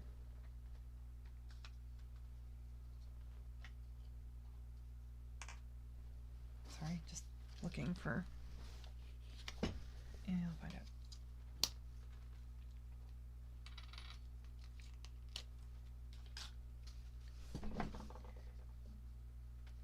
Rose from each tree. In the winter, Snow White lit the fire and hung the kettle on the wrekin. The kettle was of copper and shone like gold, so brightly was it polished. In the evening, when the snowflakes fell, the mother said, "Go, Snow White, and bolt the door." And when they sat around the hearth, and the mother took her spectacles and read aloud from a large book, and the two girls listened as they sat and span. And close by them lay a lamb upon the floor. Sorry, slight issue with the sewing.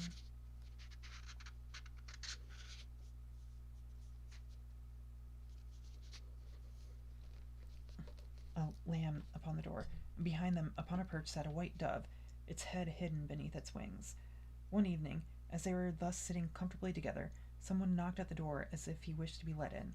The mother said, "Quick, Rose Red, open the door. It must be a traveler who is seeking shelter." Rose Red went and pushed back the bolt, thinking it was a poor man, but it was not. It was a bear that stretched his broad black head within the door. Rose Red screamed and sprang back. The lamb bleated, and the dove fluttered, and Snow White hid herself behind her mother's head. But the bear began to speak and said, "Do not be afraid. I will do you no harm. I am half frozen, and only want to warm myself a little beside you." "Poor bear," said the mother, "lie down by the fire. Only take care that you do not burn your coat." Then she cried, "Snow White, Rose Red, come out. The bear will do you no harm. He means well." So they both came out, and by the lamb and dove came near and were not afraid of him. The bear said, "Here, children, knock the snow out of my coat a little." So they brought the broom and swept the bear's hide clean, and he stretched himself by the fire and growled contentedly and comfortably. It was not long before they grew quite at home and played tricks with their clumsy guest. They tugged his hair with their hands, put their feet upon his back, and rolled him about, or they took a hazel switch and beat him, and when he growled they laughed, but the bear took it all in good part. Only when they were too rough he called out, "Leave me alive, children."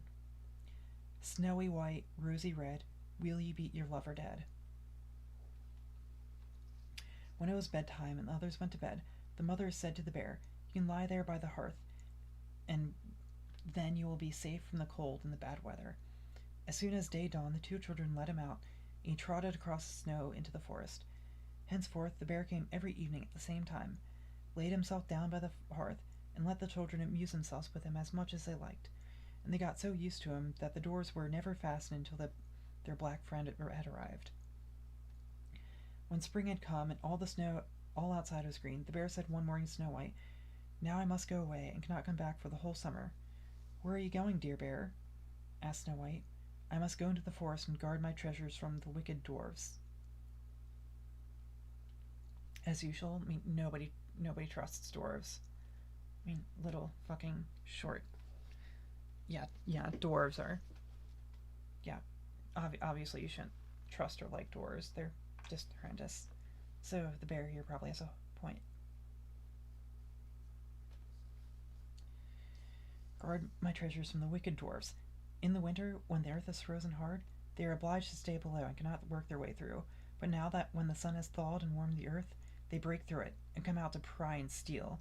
And what once gets in their hands and in their caves does not easily see daylight again. Snow White was quite sorry for his going away, and as she unbolted the door for him and the bear was hurrying out. He caught against the bolt, and a piece of his hairy coat was torn off, and seemed to Snow White as if she had seen gold shining through it, but she was not sure about it. The bear ran away quickly, and was soon out of sight behind the trees. A short time afterwards, the mother sent her children into the forest to get firewood. There they found a big tree which lay felled on the ground, and close by the trunk was something jumping backwards and forwards in the grass, but they could not make out what it was. When they came nearer, they saw a dwarf with an old, withered face and a snow-white beard a yard long. The end of the beard was caught in the crevice of a tree, and the little fellow was jumping backwards and forwards like a dog tied to a rope, and did not know what to do. He glared at the girls with his fiery red eyes and cried, "Why do you stand there? Can you not come here and help me? What are you about there, little man?" asked Rose Red. "You stupid prying goose," answered the dwarf.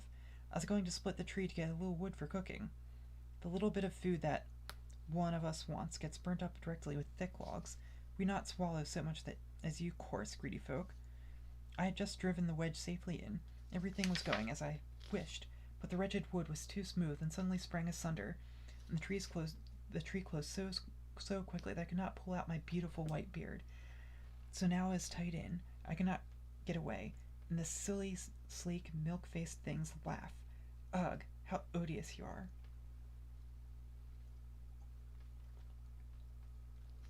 Hold on, I need to grab more wine.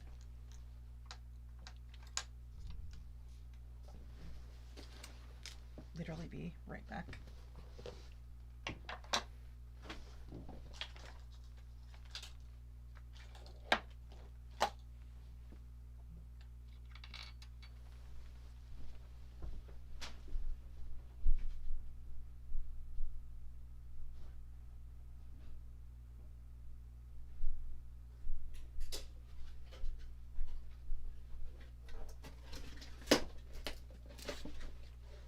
Yeah, I think most of us can agree that elves are far better than dwarfs.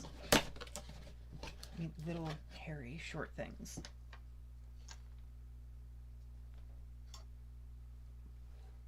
And apparently the author of this one of Grimm's Fairy Tales agrees.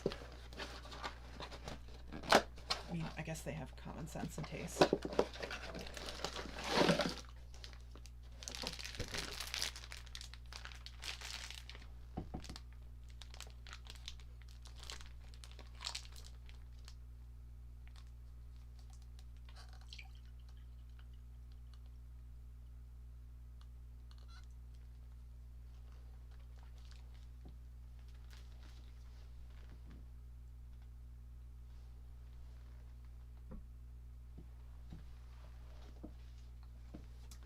Okay, so more wine. So set.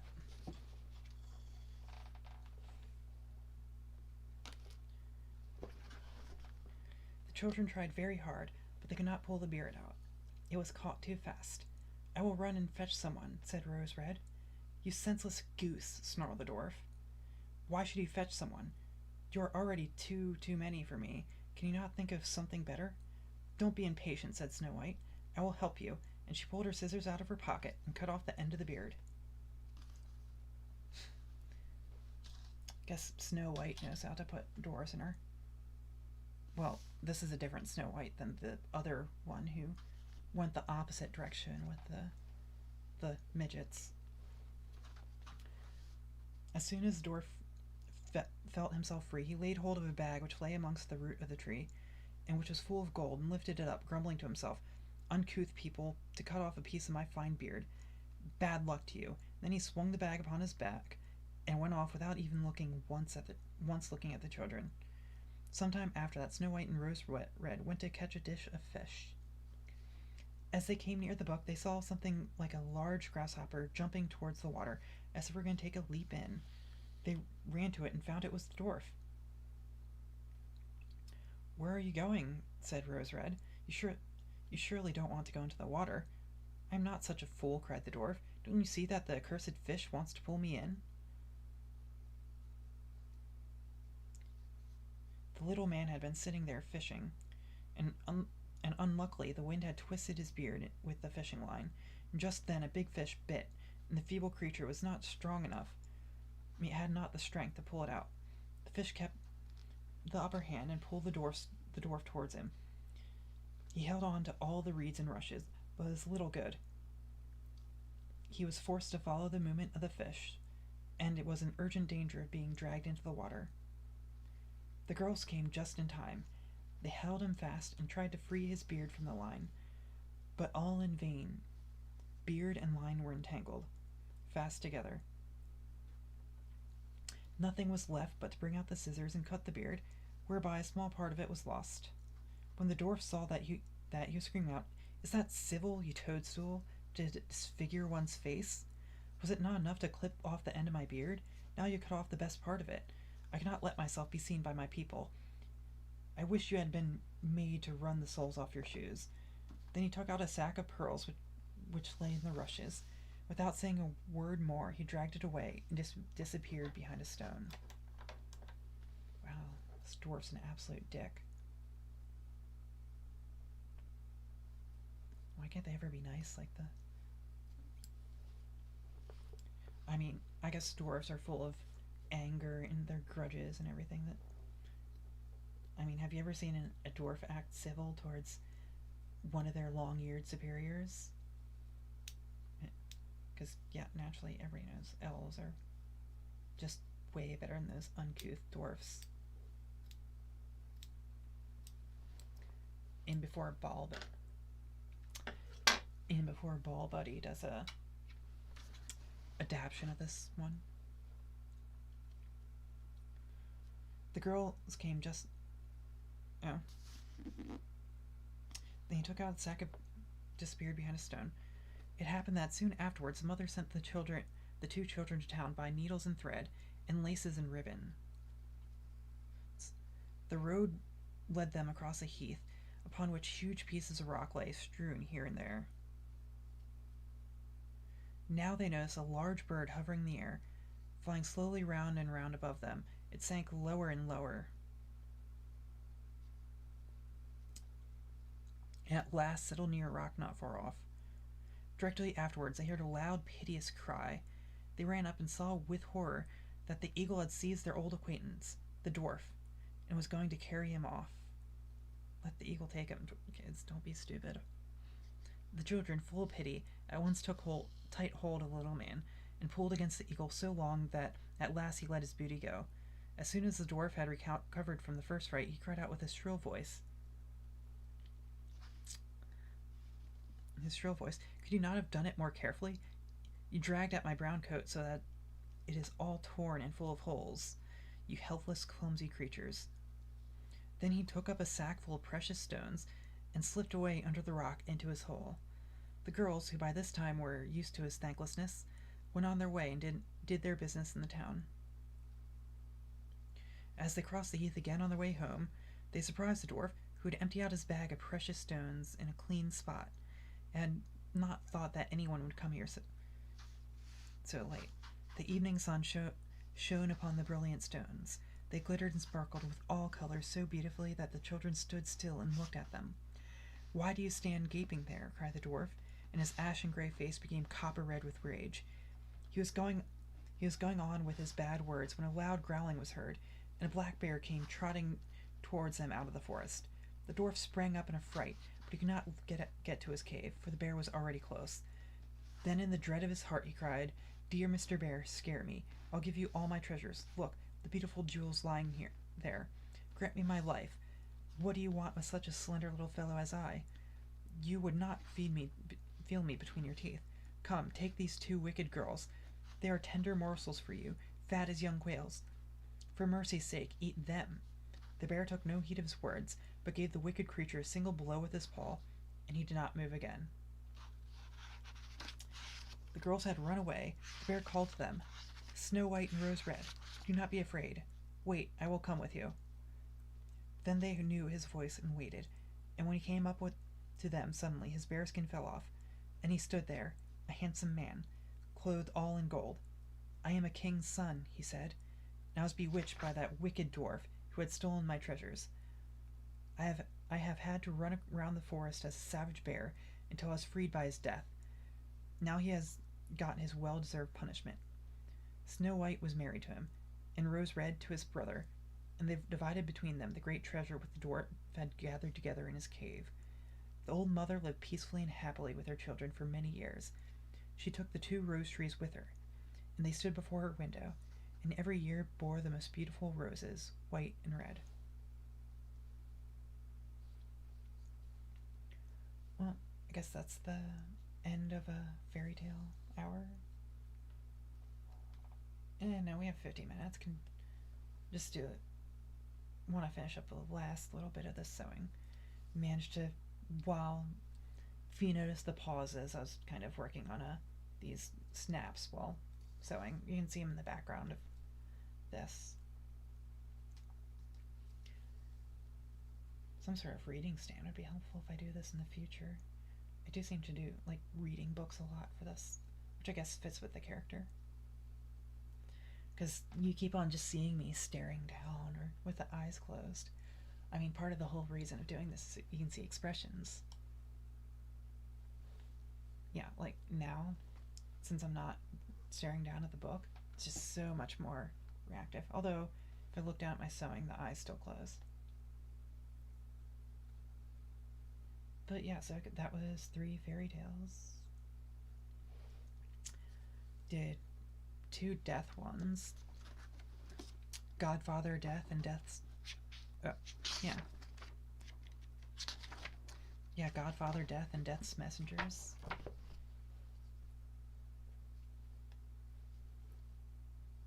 Yeah, I mean, if you... Oh, I actually have a sheet music stand. And right now it's holding up my microphone and my violin music. Because figured I should learn how to play an instrument, so I started taking violin lessons.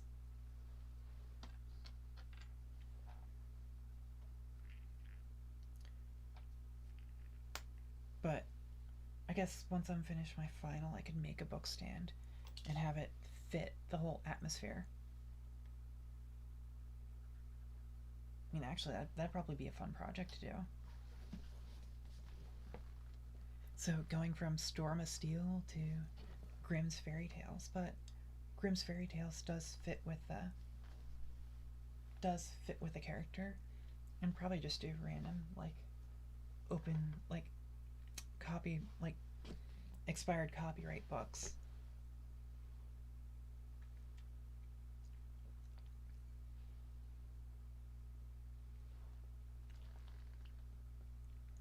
And I managed to get most of the snaps sewn too. Oh, I mean, I was supposed to have violin lessons today, but my morning class ran too long. Let's see, actually. Yeah, you probably aren't gonna like this.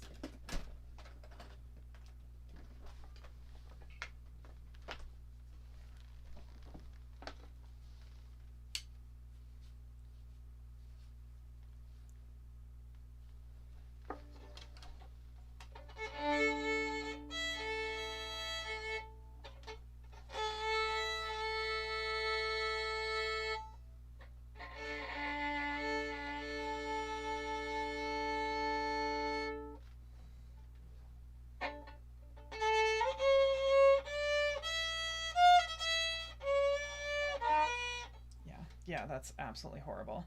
Scare away any viewers listening to this.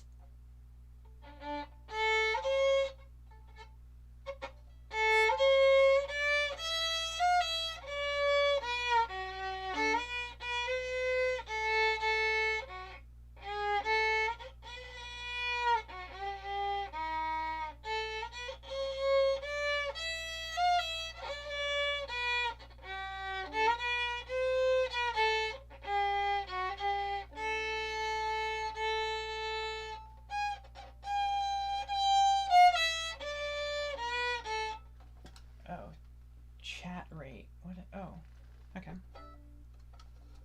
So yeah, you can tell I haven't practiced in like several weeks.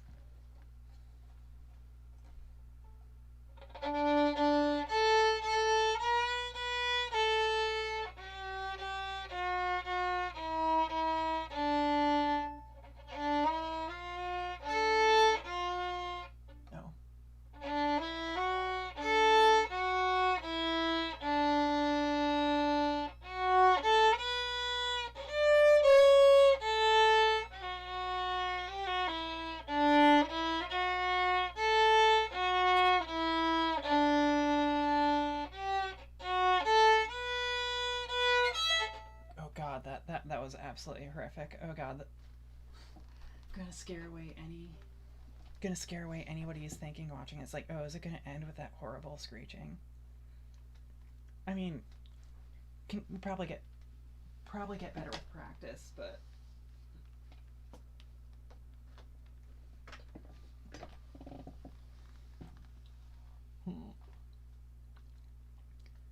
yeah, MLA, that's with like 2 weeks of no practice whatsoever, so another stream idea guaranteed to scare away viewers.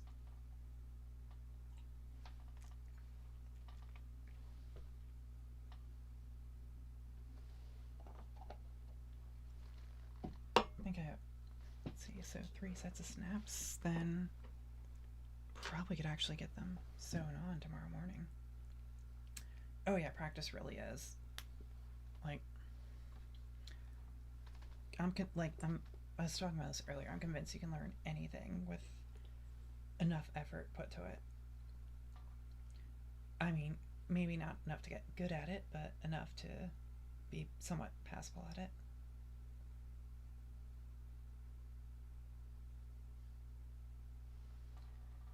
And probably do a little bit more sewing.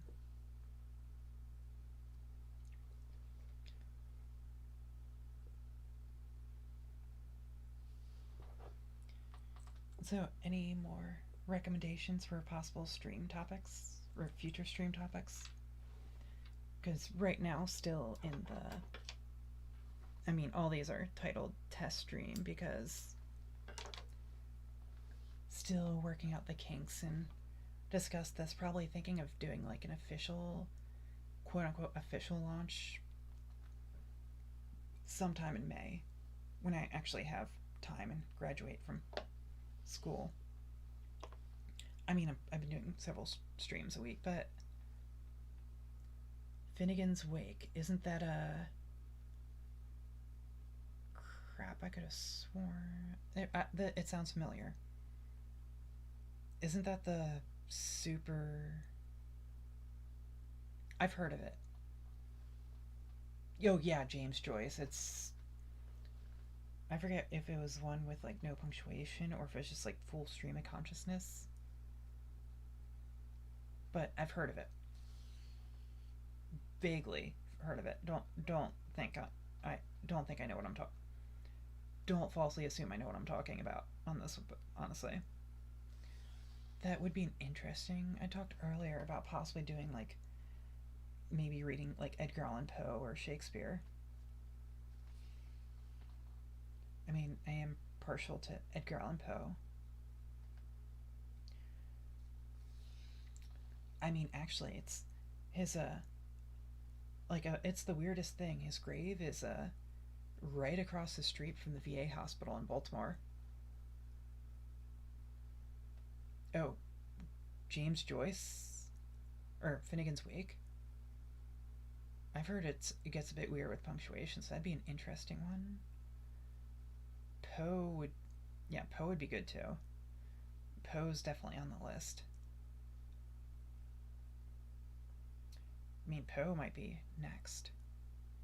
I'll have to note which Grimm's fairy tales I read today too, and possibly do that. Like, just try and do different ones all the time.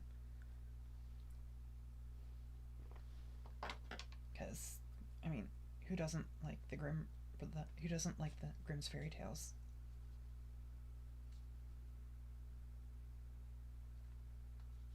Actually, oh yeah, Finnegan's Wake. From what I've heard about it, yeah, that makes sense. But I mean, dramatic readings are a whole thing. I mean, it's either Edgar Allan Poe and Finnegan's Wake, right? Edgar Allan Poe and James Joyce, or Monogatari, which might be major copyright issues. But who doesn't like Monogatari? Well, lots of people don't like Monogatari. Or is there anything that has to do with witches that isn't super stupid? But yeah, Finnegan's Wake is definitely one that I could consider. Then there's also history books, but I think most of those under Ooh, I have the Kalevala, like an English translation of the Kalevala. It's like the national epic poem of Finland. That might be a fun one. Get to hear me mispronounce all these Finnish words.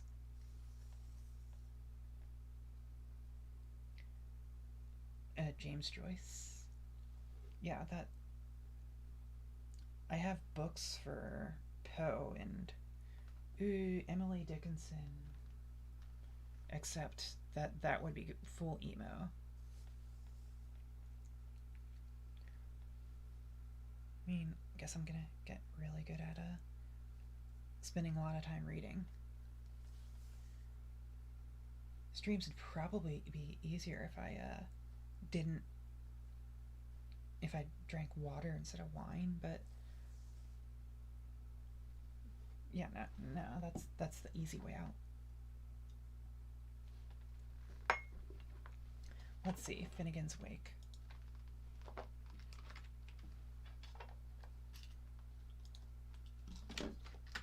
Oh shit, that's hold on. Okay, so apparently that thing full of a leather edge finish was not closed. Didn't do any damage to my keyboard since my keyboard already is kind of has a little bit of brandy soaked into it. I just need to find something to put. Okay, that works. Finnegan's Wake. Apparently it's also a song.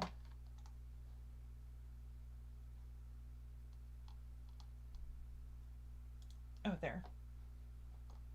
River run past Eve and Adams, from swerve of shore to bend of bay, brings us by a commodicus vicus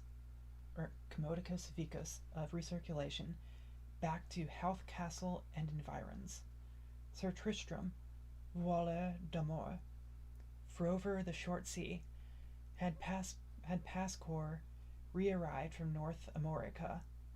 On this side the scraggy isthmus of Europe Minor to Welderfight his Peninsulate War, nor had topsoil rocks by the stream Oconee exaggerated themselves to Lorne County's Georgios, while they went Dublin their mumper all the time, nor a voice from a fire bellows Miche to Toftloff, the Wart Pietrick, not yet, the Venesoon after, had a Kidscad, but ended, a bland old Isaac, not yet, the all's fair in Venecy, where Sosie Sesthers Roth, with Twone Nathan Joe, wrought a peck of Pa's malt, had gem or shen, brewed by Arclight and Rory N. to the Regenbrow, was to be seen ringsome on the aquaface. The fall, ba ba ba ba dala, gara the ka. Okay, yeah, that has to be fucking with me.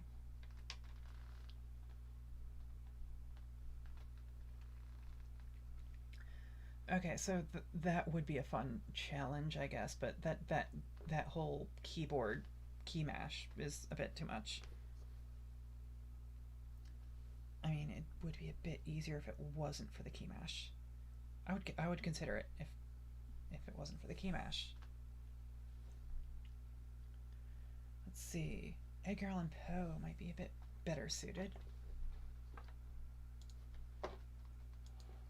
Everybody does the Raven.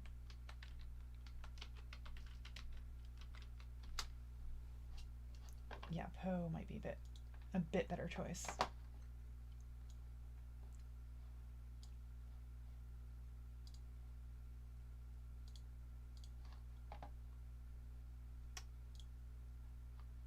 Might need to update the tags on this.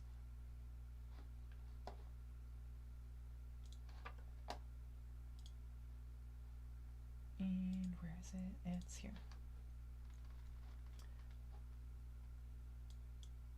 It was many a year ago, in a kingdom by the sea. That's what that is. That I want to say that makes sense, but it's something you'd have to sit down and analyze the heck out of. I mean, it seemed just composed enough where you don't think he's completely making stuff up. But that's like something an English major would get a doctoral thesis in, and then spend their life regretting because nobody wants to hire somebody who specializes in James Joyce, except maybe universities who need James Joyce experts. It was many and many a year ago, in a kingdom by the sea, that a maiden there lived whom you may know by the name of Annabel Lee. And this maiden she lived with no other thought than to love and be loved by me. I was a child, and she was a child, in this kingdom by the sea.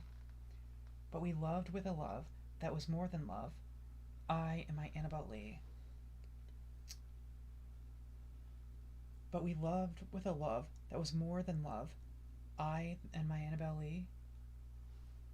With a love that the winged seraphs of heaven coveted her and me.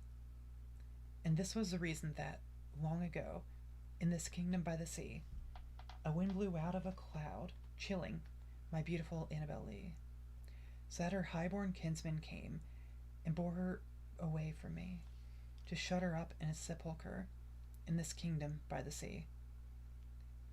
The angels, not half so happy in heaven, went envying her and me. Yes, that was the reason, as all men know, in this kingdom by the sea, that the wind came out of the cloud by night, chilling and killing my Annabel Lee. But our love it was stronger by far than the love of those who were older than we, of many far wiser than we, and neither the angels in heaven above, nor the demons down under the sea, can ever dissever my soul from the soul of the beautiful Annabel Lee. For the moon never beams without bringing me dreams of the beautiful Annabel Lee, and the stars never rise but I feel the bright eyes of the beautiful Annabel Lee. And so, all the night tide, I lie down by the side of my darling, my life and my bride, in her sepulchre there by the sea, in her tomb by the sounding sea, or tomb. Yeah, I guess Poe does have a certain.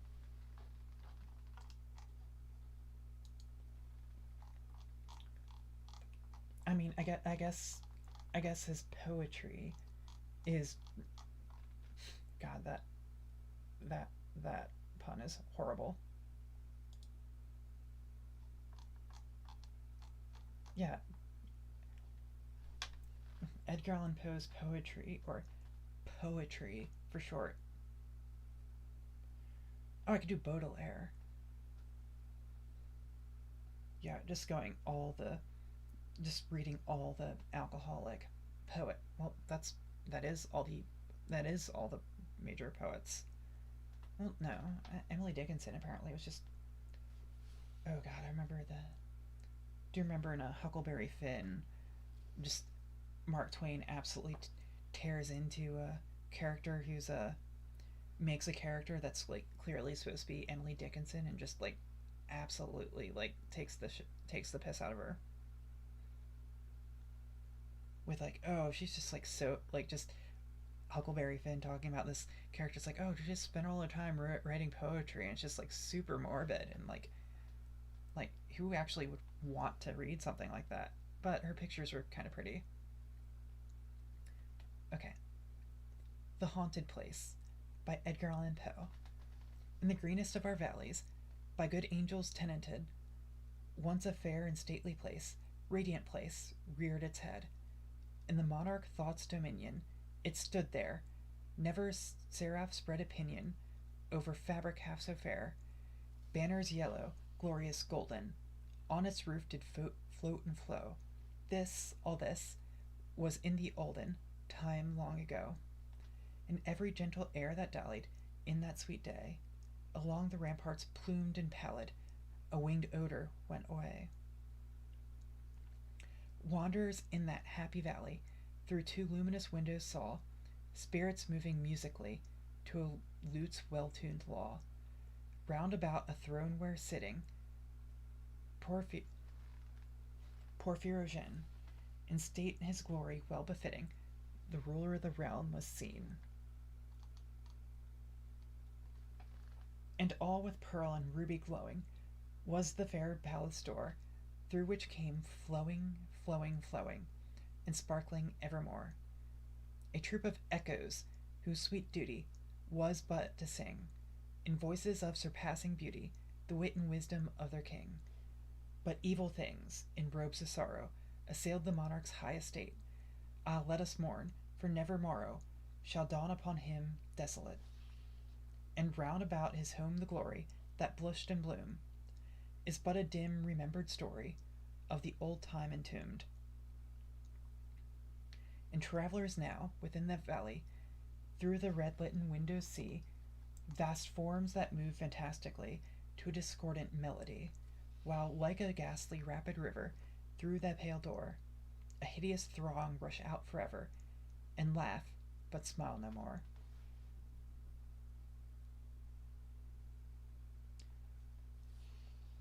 Yeah, I mean, could do more cheerful poetry, but I am supposed to be a witch. Could always do tokens poetry, but there might be a copyright on that. But if it's a dramatic reading, then that's okay.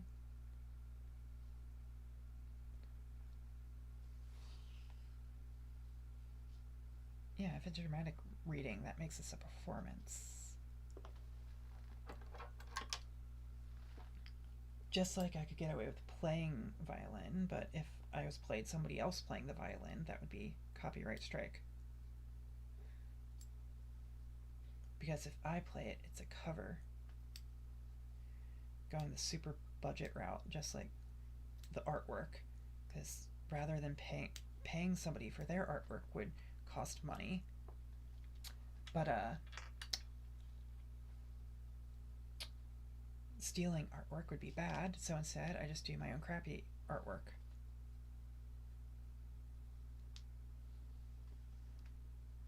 Oh yeah, poetry is very fun. Definitely underrated. Could do Emily Dickinson. I mean, Mark Twain didn't like her, but who cares about the opinion of somebody who deserted from the Confederate Army? Emily Dickinson.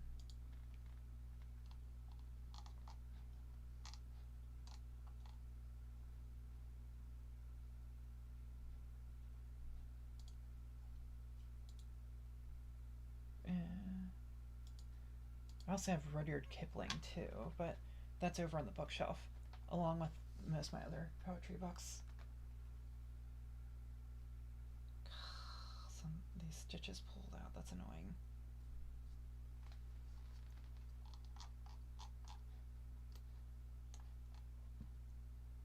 Poets.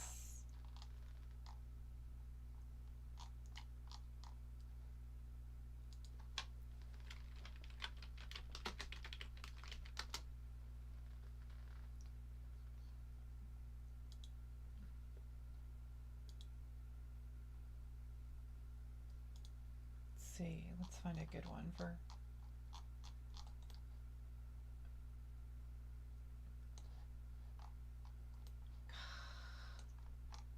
Okay, poems by this poet.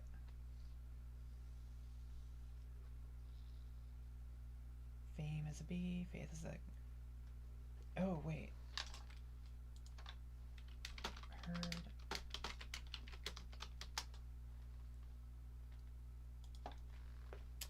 I heard a fly buzz when I died. The stillness in the room was like the stillness in the air between the heaves of storm.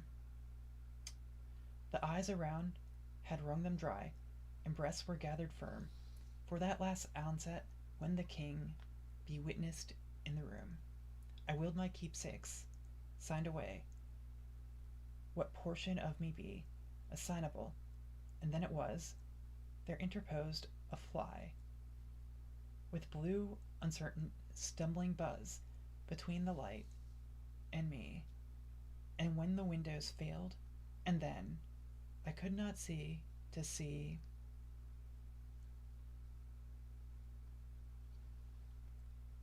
Yeah, this one definitely has a bit of a the way it gets the meter going, then it just cuts off at the end. That's kind of super.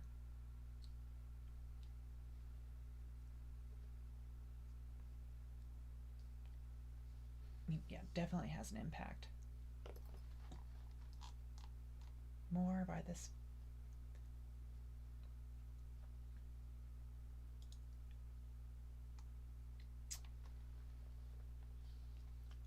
It was not. It was not. It was not death, for I stood up, and all the dead lie down. It was not night, for all the bells put out their tongues for noon. It was not frost, for on my flesh felt sirocco's crawl, nor fire, for just my marble feet could keep a chancel cool. And yet it tasted like all of them, or like them all, the figures I have seen, set orderly for burial, reminded me of mine, as if my life were shaven and fitted to a frame, and could not breathe without a key, and 'twas like midnight, some, when everything that ticked has stopped, and space stares all around, or grisly frosts, first autumn morns, repeal the beating ground. But most like chaos, stopless cool, without a chance or spat,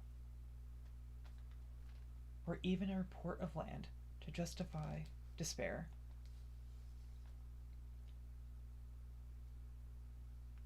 Oh, and now for something completely different.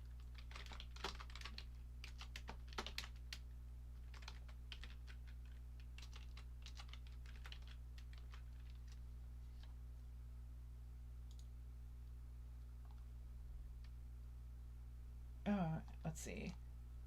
Thinking Tennyson, but there's two possible choices for that.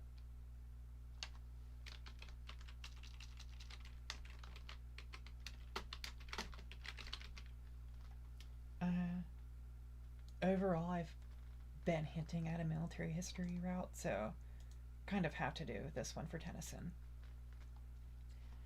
Half a league, half a league, half a league onward, all in the valley of death, rode the 600. Forward the light brigade, charge for the guns, he said. Into the valley of death rode the 600. Forward the light brigade. Was there a man dismayed? Not though the soldier knew. Someone had blundered. Theirs not to make reply, theirs not to reason why, theirs but to do and die.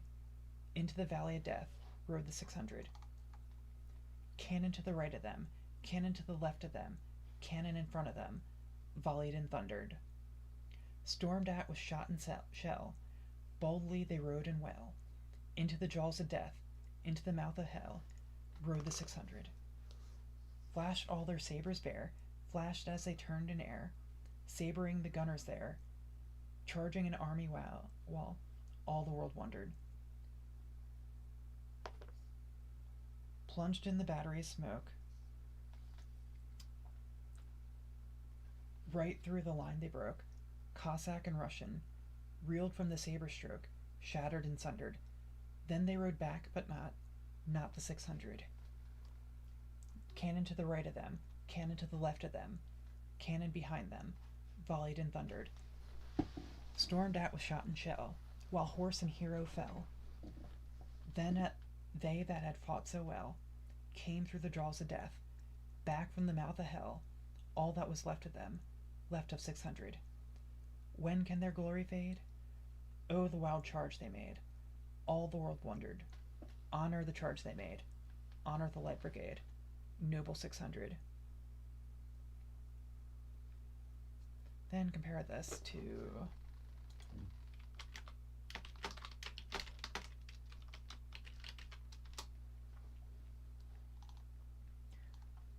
charge of the light brigade compared to,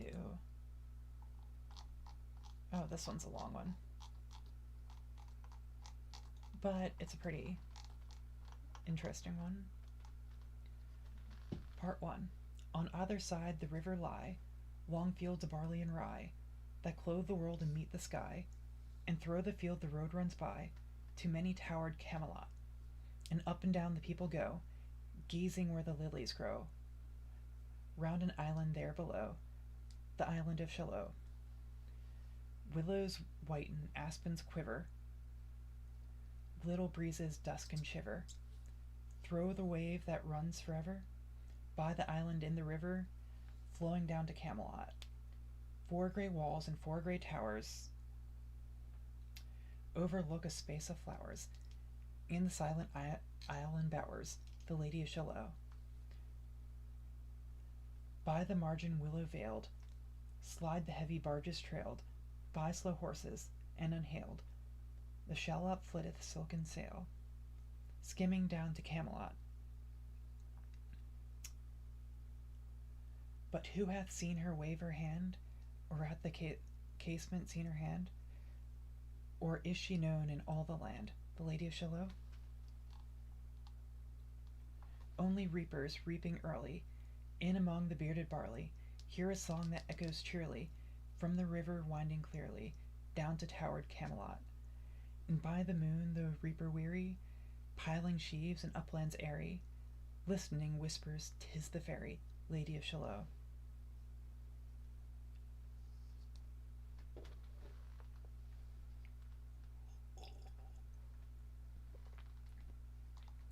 There she weaves by night and day a magic web with colors gay. She has heard a whisper say, a curse is on her if she stay to look down to Camelot. She knows not what the curse may be, and so she weaveth steadily, and little other care hath she, the Lady of Shalott. And moving thro' a mirror clear, that hangs before her all the year, shadows of the world appear. There she sees the highway near, winding down to Camelot. There the river eddies whirls, and there the surly village churls, and the red cloaks of market girls pass onward from Shalott. Sometimes a troop of damsels glad, an abbot on an ambling pad, sometimes a curly shepherd lad, or long-haired page in crimson clad, go by to towered Camelot. And sometimes through the mirror blue, the knights come riding 2 and 2. She hath no loyal knight and true, the Lady of Shalott. But in her web she still delights to weave the mirror's magic sights, for often through the silent nights a funeral with plumes and lights and music went to Camelot. Or when the moon was overhead, came 2 young lovers lately wed. I am half sick of shadows, said the Lady of Shalott.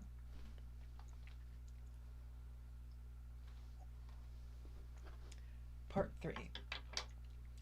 A bowshot from her bower eaves, he rode between the barley sheaves. The sun came dazzling through the leaves, and flamed upon the brazen greaves of bald Sir Lancelot. A red-crossed knight for ever kneeled to a lady in his shield that sparkled on the yellow field, besides remote Shalott.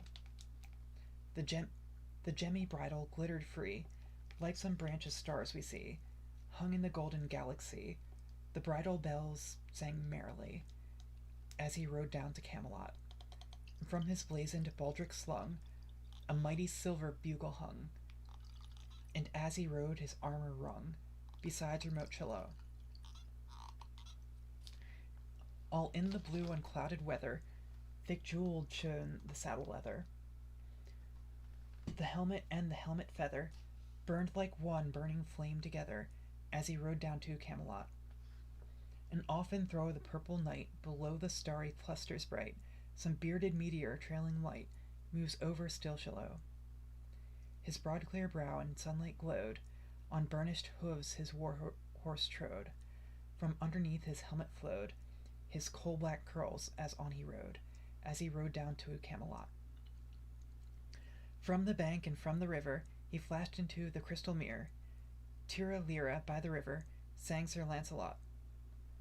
He left the web, she left the loom, made 3 paces through the room. She saw the water lily bloom, she saw the helmet and the plume. She looked down to Camelot. Out flew the web and floated wide. The mirror cracked from side to side. The curse is come upon me, cried the Lady of Shalott.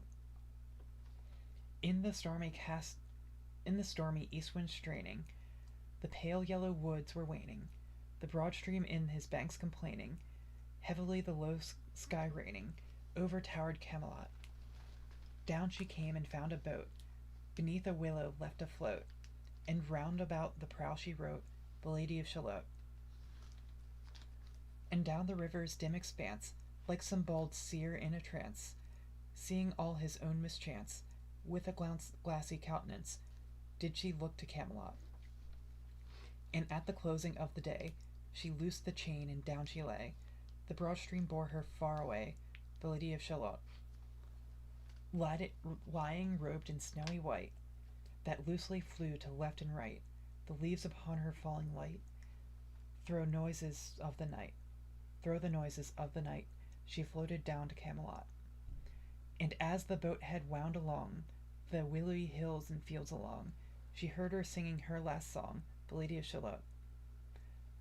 Heard a carol mournful, holy, chanted loudly, till her blood was frozen slowly, and her eyes were dark and holy, turned to towered Camelot. For ere she reached upon the tide, the first house by the waterside, singing in her song she died, the Lady of Shalott. Under tower and balcony, by garden wall and gallery, a gleaming shape she floated by, dead pale between the houses high, silent into Camelot. Out upon the wharfs they came, knight and burgher, lord and dame, and round the prow they read her name, the Lady of Shalott. Who is this, and what is here? And in the lighted palace near died the sound of royal cheer, and they crossed themselves from fear, all the knights at Camelot. But Lancelot mused a little space. He said, she has a lovely face. God in his mercy lend her grace, the Lady of Shalott. Yeah, that one's just kind of interesting.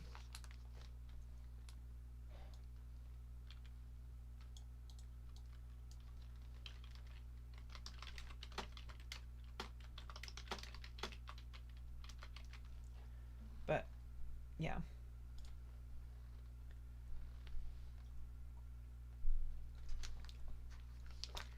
I mean, it's probably not a topic for everyone, but poetry reading definitely might be something to consider doing.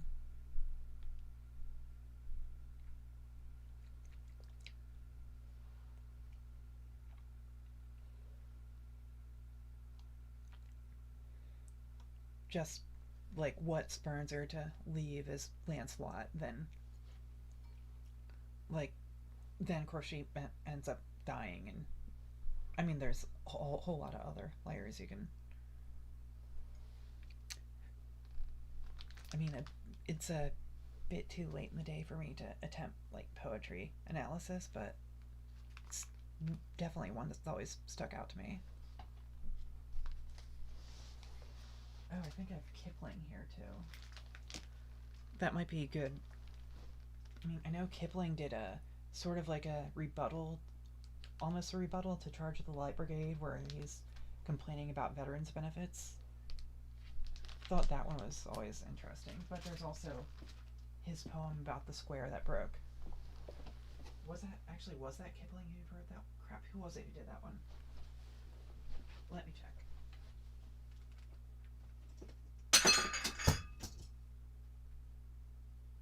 Ignore that. That was just a 54R clip hitting a teacup.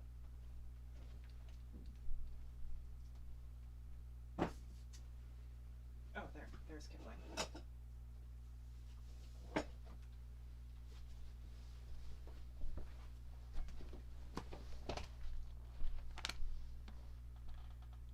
Yeah, Kipling would be another good. I mean, that would be a bit more. I guess Kipling would be a bit more suited if I were going the history route. But mythology is just the broken men.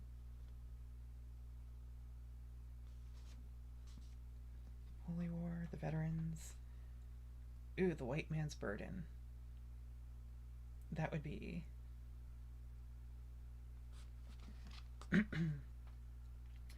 I mean, you could always just say reading it from a historical perspective. Ooh, Danny Deaver. Danny Deaver could be. Wait.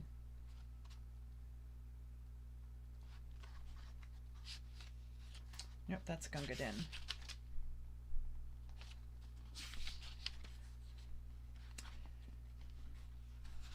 What are the bugles blowing for? Said Files on Parade.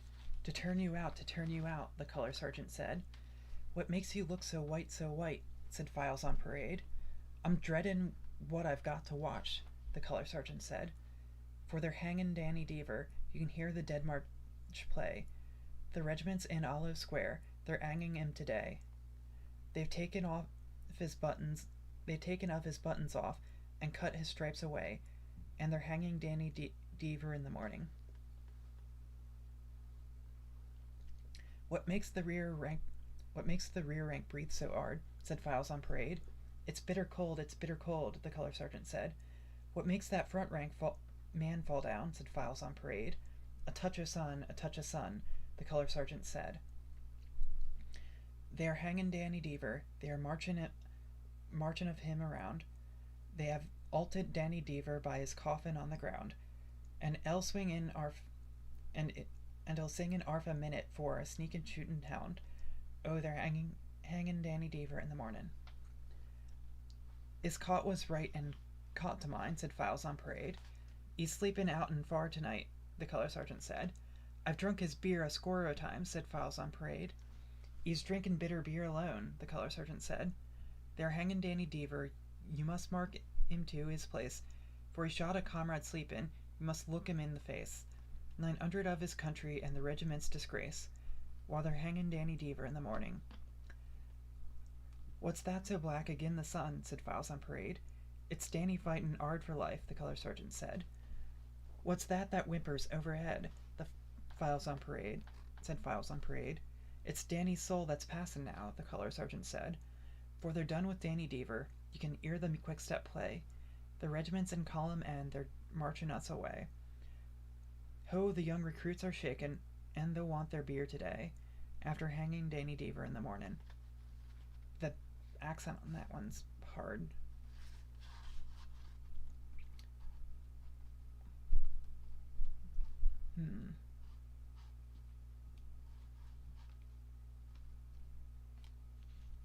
Yeah, a lot of these kind of use a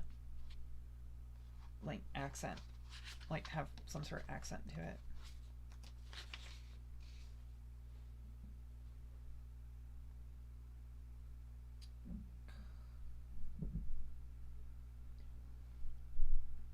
When the Saxon begins to hate.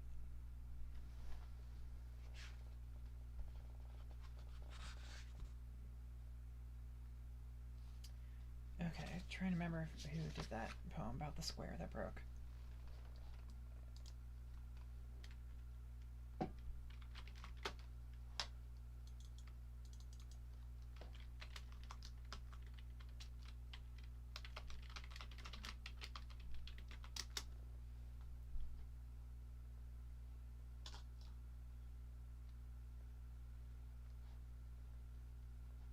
Oh, Sir Henry Newbolt.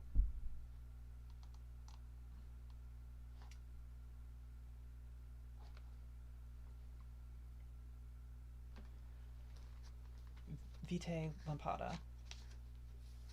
There's a breathless hush in the close tonight, 10 to make and to match to win, a bumping pitch and a blinding light, an hour to play and the last man in.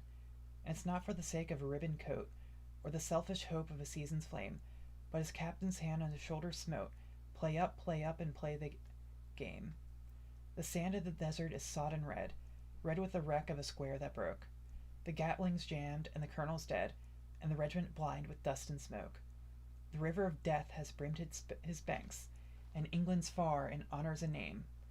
But the voice of the schoolboy rallies the ranks, play up, and play the game.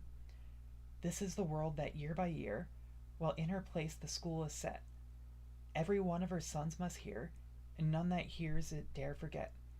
This they all, with a joyful mind, bear through life like a torch in flame, and falling fling to the host behind.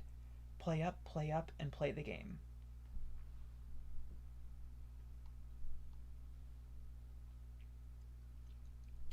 Apparently, this one was actually.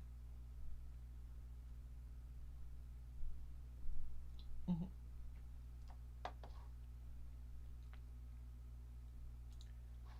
Yeah, that one. That one is pretty good.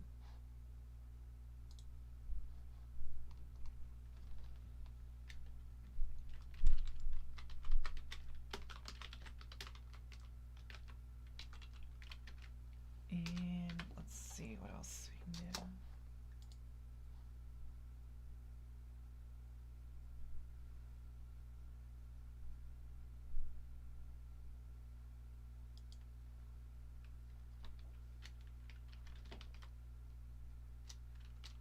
Hmm. Okay, so yeah, Deaver is a heavy British accent in it. Well, I remember they mention it in a. I mean, they mention Danny Deaver in Starship Troopers too. I mean, I'm guessing it was set to song because they mentioned the band playing Danny Deaver. What in the scene in Starship Troopers where they execute that deserter who killed somebody. I mean, they pretty much write it exactly like the stripping off all like buttons and insignia of rank and everything and hanging him.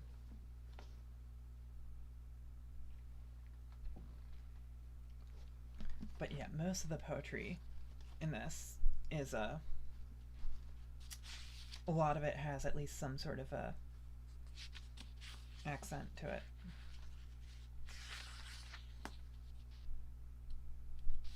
Ooh, this one. I remember this one stuck out to me. Thus said the Lord in the vault above the cherubim, calling to the angels and the souls in their degree. Lo, earth has passed away on the smoke of judgment day. That our word may be established, shall we gather up the sea? Loud sang the souls of the jolly, jolly mariners. Plague upon the hurricane that made us furl and flee. But the war is done between us, in the deep the Lord hath seen us. Our bones will leave the barracote, and God may sink the sea. Then said the soul of Judas that betrayed him, Lord, hast thou forgotten thy covenant with me? How once a year I go to cool me on the flow, and ye take away my day of mercy if ye take away the sea. Then said the soul of the angel of the offshore wind, He that bits the thunder when the bull-mouthed breakers flee. I have watch and ward to keep o'er thy wonders on the deep, and ye take mine honour from me if ye take away the sea. Loud sang the souls of the jolly, jolly mariners. Nay, but we were angry, and a hasty folk are we, if we worked the ship together till she foundered in foul weather. Are we babes that we should clamour for a vengeance on the sea? Then said the souls of the slaves that men threw overboard, Kennelled in the picaroon, a weary band were we, but thy arm was strong to save, and it touched us on the wave, and we drowsed the long tides idle till thy trumpets tore the sea. Then cried the soul of the stout apostle Paul the God, Once we frapped a ship, and she laboured woundily. There were 14 score of these, and they blessed thee on their knees, when they learned thy grace and glory under Malta by the sea. Loud sang the souls of the jolly, jolly mariners, plucking at their harps, and they plucked unhandily. Our thumbs are rough and tarred, and the tune is something hard. May we lift a deep sea shanty, such as seamen use at sea? Then said the souls of the gentlemen adventurers, fettered wrist to bar all for red iniquity. Ho, we revel in our chains, o'er the sorrow that was Spain's. Heave or sink it, leave or drink it, we were masters of the sea. Up spake the soul of a grey Gothaven spectioner, he that led the flenching in the fleets of fair Dundee. Oh, the ice blank white and near, and the bowhead reaching clear, will ye whelm them all for wantonness that wallow in the sea? Loud sang the souls of the jolly, jolly mariners, crying, Under heaven there is neither weed or lee. Must we sing for evermore on the windless glassy floor? Take back your golden fiddles, and we'll beat to open sea.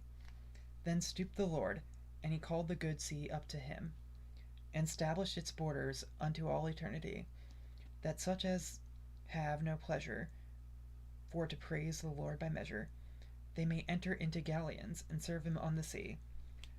Sun, wind, and cloud shall fail not from the face of it, stinging, ringing spindrift, nor the fulmar flying free. And the ships shall go abroad, to the glory of the Lord, who heard the silly sailor folk, and gave them all back their sea. Oh, this one is the last shanty, and there was no more sea. So the pretty much the perspective is like as part of Revelations, God gets rid of the sea, and this is pretty much all these people arguing against him getting rid of the sea.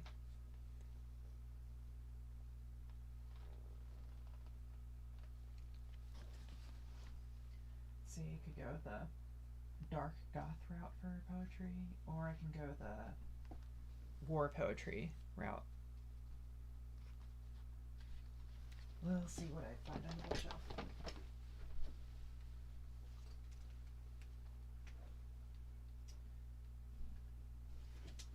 Oh, Baudelaire.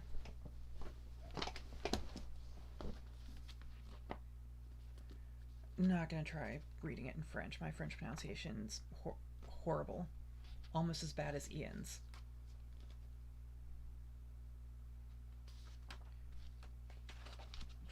Okay, literally just gonna open to a random page.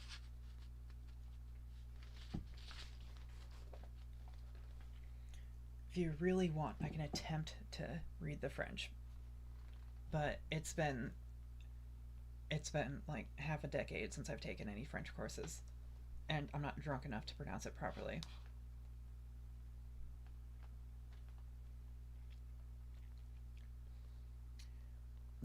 Baudelaire, The Death of Artists.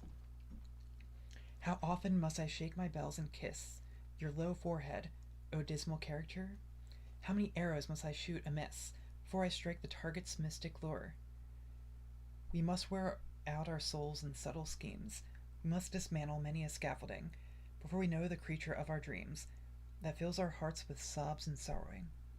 Some never know the idol of the soul, like sculptors damned and branded for disgrace, who hammer upon their own breast and face. They have one hope, their somber capital, that death may rise, a sun of another kind, and bring to blossom the flowers of their mind. How hard would that one's short. How hard would that be in French?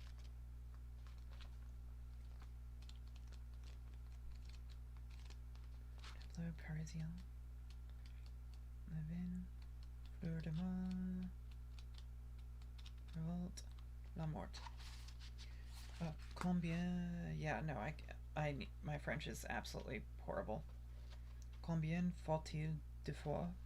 C'est quoi mes grelots? Ubasier, ton. Yeah, no, I'm not gonna try. Well, actually, I just did try.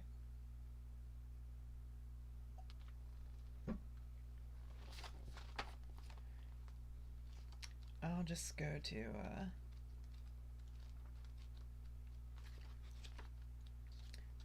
The Flowers of Evil. Oh, most people aren't fond of the French, but they make good guns. Oh, this poem. Lesbians. It's kind of long, though.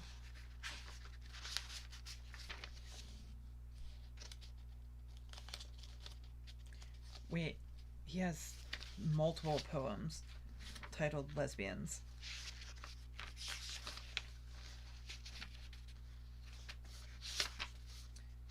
And one called Lesbos. But Lesbos is probably the island, not... Well, maybe... I don't know, that might... It's been a while since I've read the Fleur de Mal. Ooh, this is... Oh, this one's totally edgy. At my side the demon rides forever, swimming around me like impalpable air. As I breathe, he burns my lungs like fever, and fills me with an eternal guilty desire. Knowing my love of art, he snares my senses, appearing in women's most seductive forms, And under the sneak's plausible pretenses, lips grow accustomed to his lewd love charms. He leads me thus, far from the sight of God, planting and broken with fatigue into the wilderness of Enway. Okay, God, shit, no. Deserted and broad. And into my bewildered eyes he throws visions of festering wounds and filthy clothes, and all destruction's bloody retinue.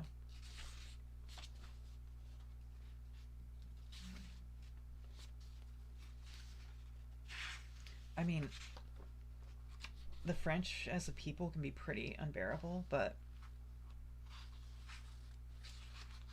these poems are kind of catchy. I mean, it's incredibly edgy, but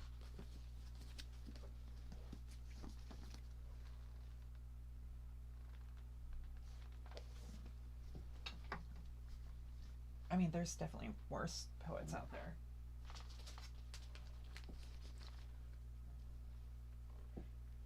I guess it's still not as edgy as if I did a Linkin Park lyrics reading.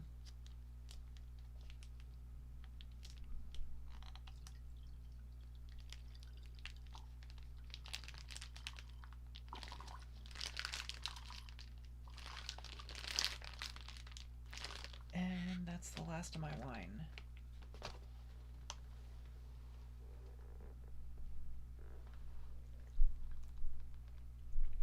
Oh yeah, I mean, everybody likes French art at least. They just, if they've had to deal with French people, oh god, that's definitely not going to be a popular take. Other books I have to read. Guidebook for Marines. Yeah, Guidebook for Marines might not be the best choice. Nobody wants to hear about rules and regulations.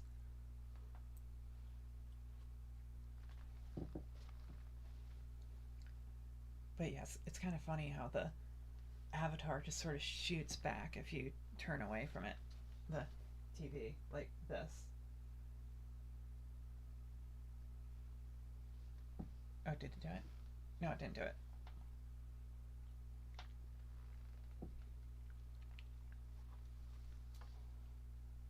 Oh, there's this one Poe poem that really stood out to me. Well, okay, it stood out to middle school me.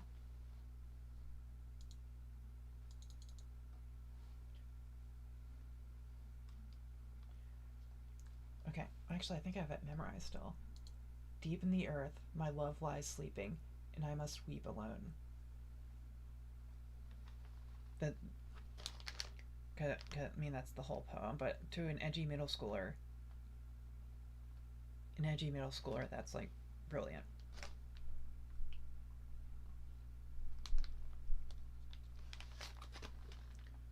Actually, could do the Raven.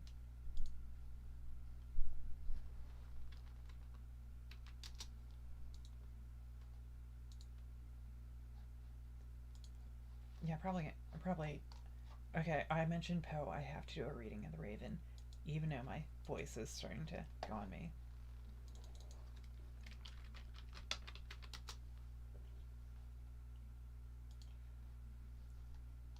Of course, the real depression associated with this poem is being in Baltimore. Oh god, I remember this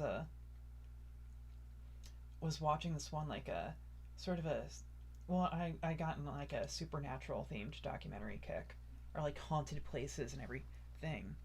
And this one guy like who does like homemade paranormal investigation documentaries was talking about this totally haunted park in Baltimore, like on the outskirts, like this totally haunted park, and like all the like spooky stuff apparently happens.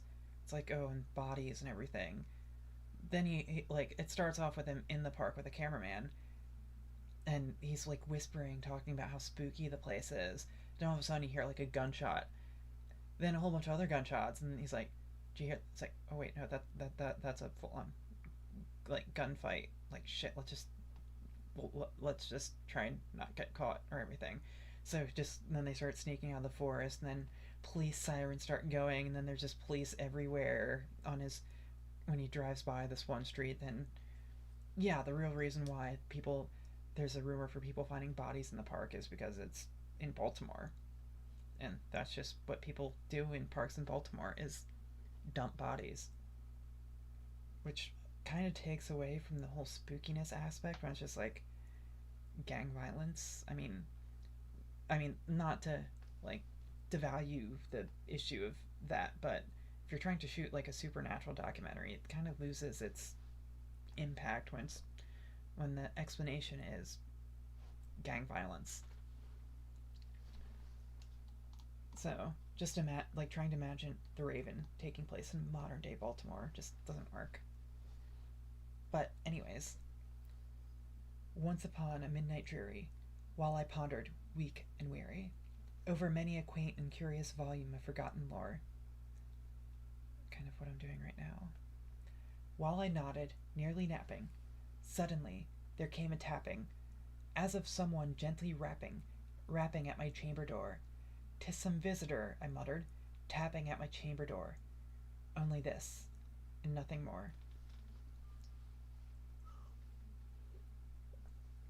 Ah, distinctly I remember it was in the bleak December, and each separate dying ember wrought its ghost upon the floor.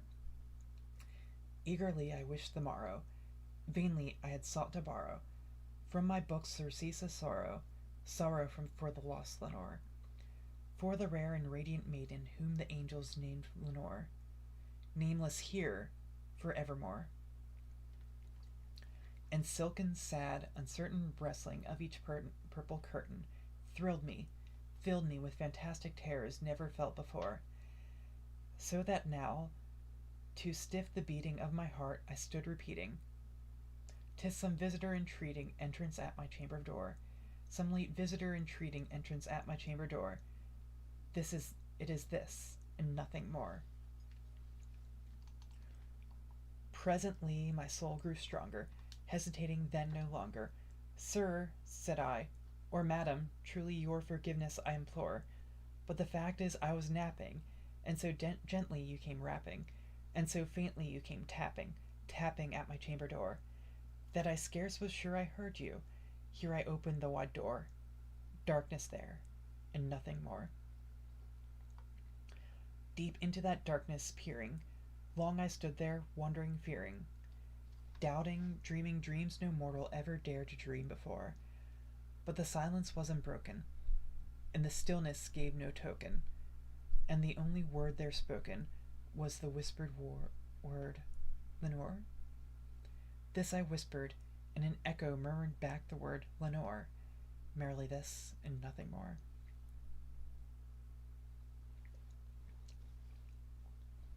Back into the chamber turning, all my soul within me burning, soon again I heard a tapping somewhat louder than before.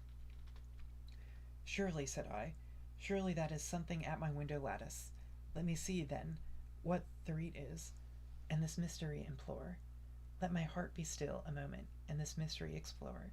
'Tis the wind, and nothing more."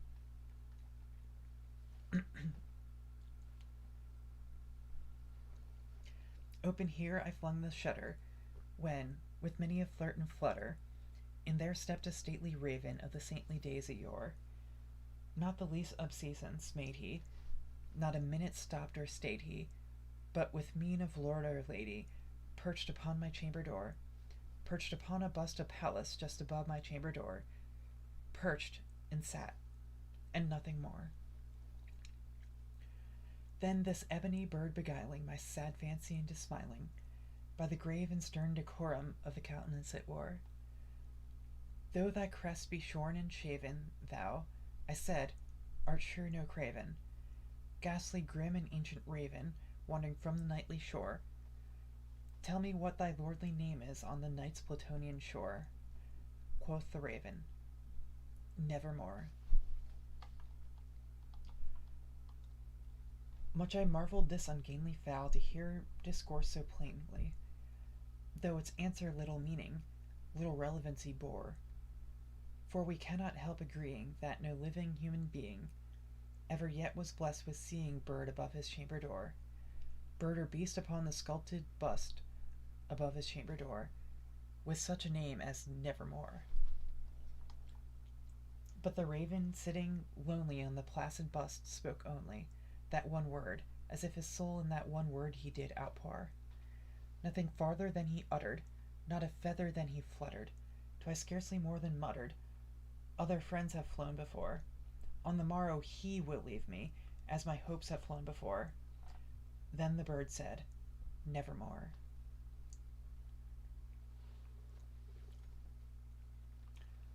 Startled at the stillness broken by reply so aptly spoken, doubtless, said I, what it utters is its only stock and store, caught from some unhappy master whom unmerciful disaster followed fast and followed faster, till his songs one burden bore, till the dirges of his hope that melancholy burden bore, of nevermore. But the raven still beguiling all my fancy into smiling, straight I wheeled a cushioned seat in front of bird and bust and door. Then, upon a velvet sinking, I betook myself to linking fancy unto fancy, thinking what this ominous bird of yore, what this grim, ungainly, ghastly, gaunt, and ominous bird of yore meant in croaking Nevermore. This I sat engaged in guessing, but no syllable expressing, to the fowl whose fiery eyes now burned into my bosom's core. This and more I sat divining, with my head at ease reclining, on the cushion's velvet lining that lamplight gloated o'er, but whose velvet violet lining the lamplight gloating o'er, she shall press, nevermore. Then, methought, the air grew denser, perfumed from an unseen censer, swung by seraphim whose footfalls tinkled on the tufted floor. Wretch, I cried, thy God hath lent thee, by these angels he hath sent thee, respite and nepenthe from thy memories of Lenore. Quaff, O quaff this kind nepenthe, and forget this lost Lenore. Quoth the raven, Nevermore. Prophet, said I, thing of evil, prophet still if bird or devil, whether tempter sent, or whether tempest toss thee here ashore, desolate yet all undaunted, on this desert land enchanted, on this home by horror haunted, tell me truly, I implore, is there balm in Gilead? Tell me, I implore. Quoth the raven, Nevermore. Prophet, I said, thing of evil, prophet still if bird or devil, by that heaven that bends above, by that God we both adore, tell this soul with sorrow laden if, within the distant Aidenn, it shall clasp a sainted maiden, whom the angels name Lenore. Clasp a rare and radiant maiden, whom the angels name Lenore. Quoth the raven, Nevermore. Be that word our sign of parting, bird or fiend, I shrieked, upstarting. Get thee back into the tempest and the night's Plutonian shore. Leave no black plume as a token of that lie thy soul hath spoken. Leave my loneliness unbroken. Quit the bust above my door. Take thy beak from out my heart, and take thy form from off my door. Quoth the raven, Nevermore. And the raven, never flitting, still is sitting, on the pallid bust of Pallas just above my chamber door, and his eyes have all the seeming of a demon's that is dreaming, and the lamplight o'er him streaming throws his shadow on the floor, and my soul from out that shadow lies floating on the floor, shall be lifted nevermore.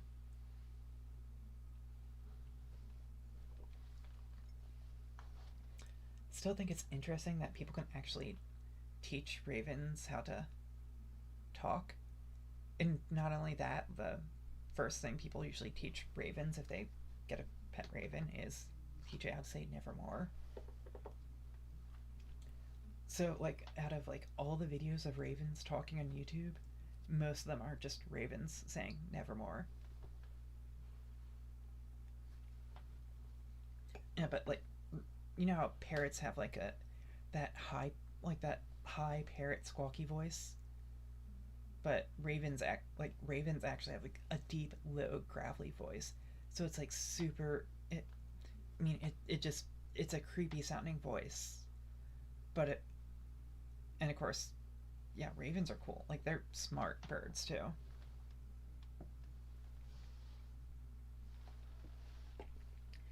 Not gonna lie, that reading of the poem was heavily influenced by memories of the Simpsons Treehouse of Horror version of it. Just not gonna lie, that absolutely ruined the poem.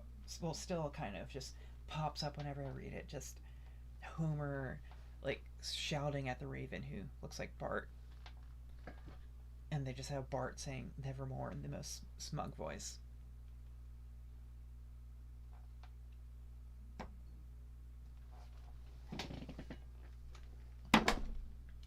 But well, yeah, ravens and crows are super smart. Actually, if I ever get around to buying the premium version of the streaming of the face capture software, like the one where it doesn't have the watermark dancing back and forth, I'll have to. Oh, abusive raven. I could see a raven getting uppity.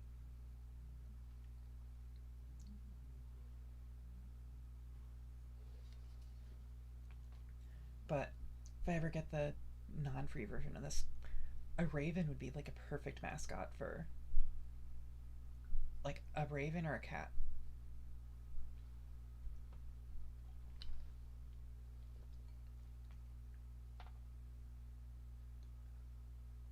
I guess I think videos are valid stream things you can do, but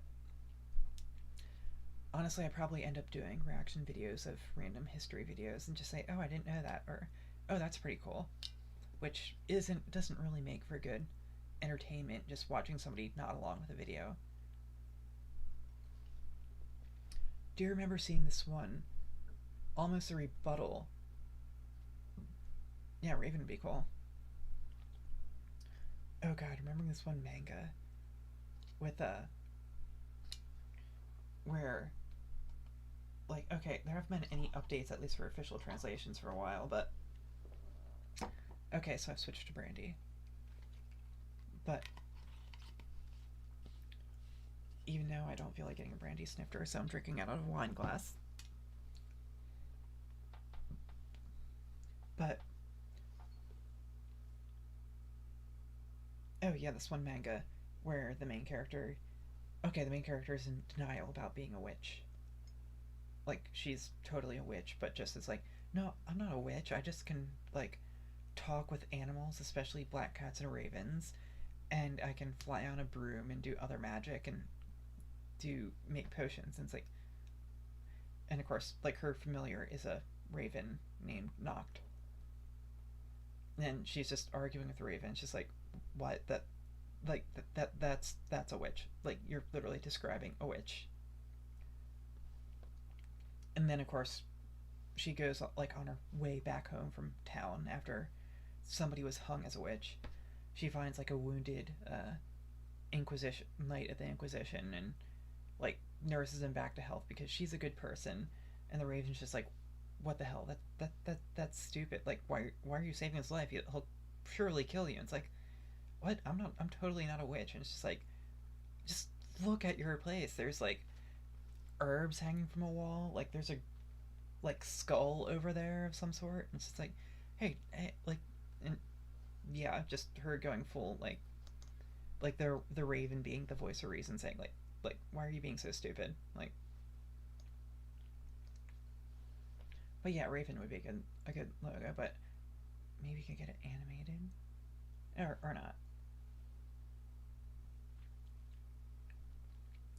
Forgot I'd switched to brandy and took a sip of my wine that turned out to be more sweet and oaky than I thought.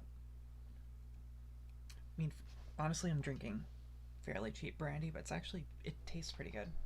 You get like a really good vanilla notes on it.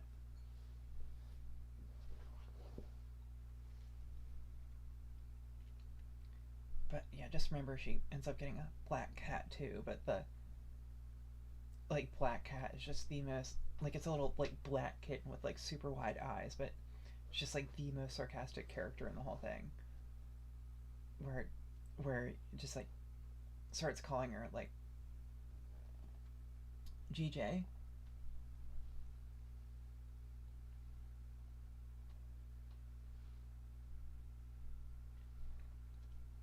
Oh, getting the brandy mixed up for wine.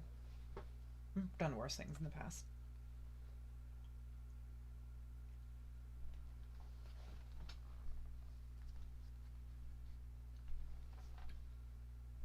But yeah, ravens are super cool. Although black cat would also be cool, but that's almost overdone compared to ravens. I mean, plus, I mean, if you like really like Norse mythology, ravens are neat.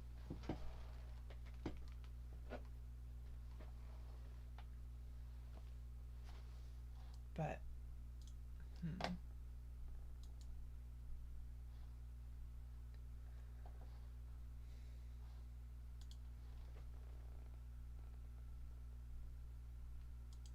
but crap, what was I gonna say?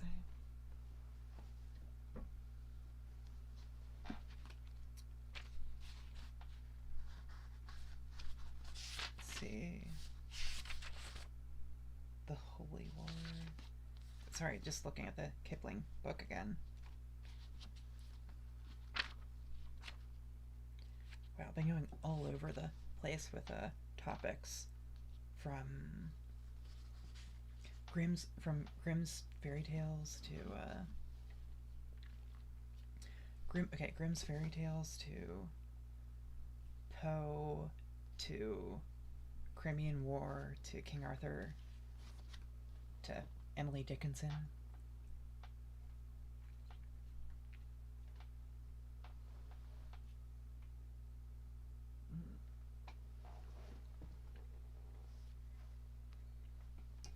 Oh, and Baudelaire too. I mean, I guess since we're already talking about ravens and other stuff, might as well do one more Baudelaire.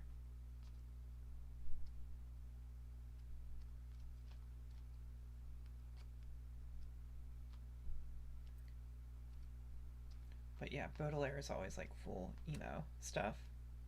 Or full goth.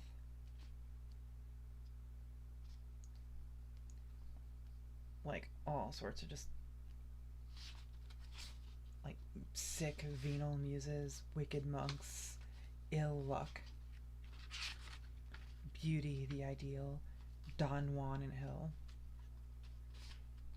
gypsies. I guess some people don't like gypsies. Giantess, jewel, yeah.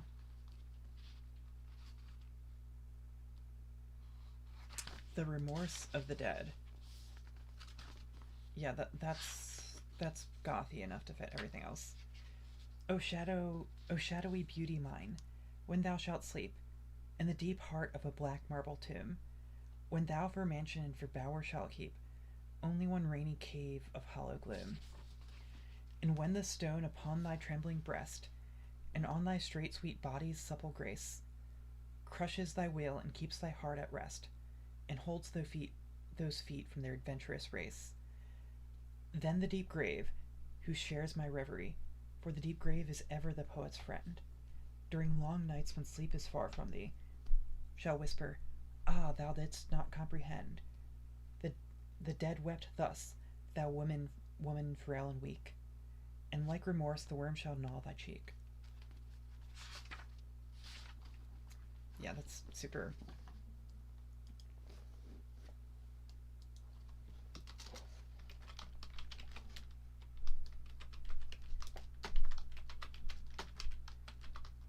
Probably should update the stream description too.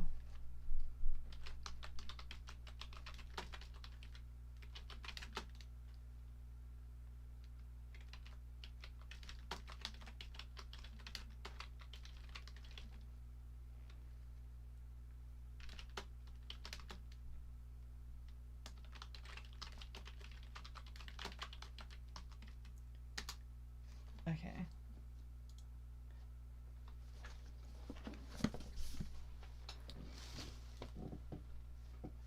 updated the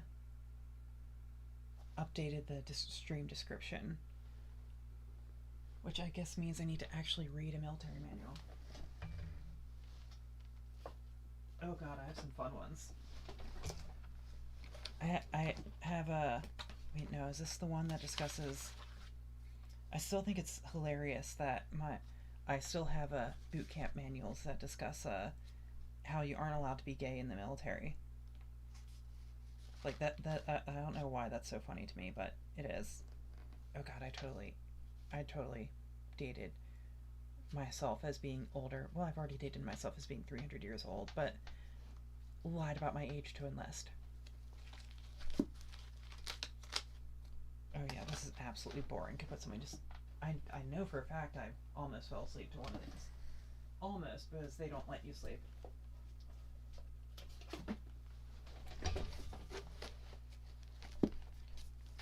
Ooh, UCMJ. My favorite article is still the one banning dueling.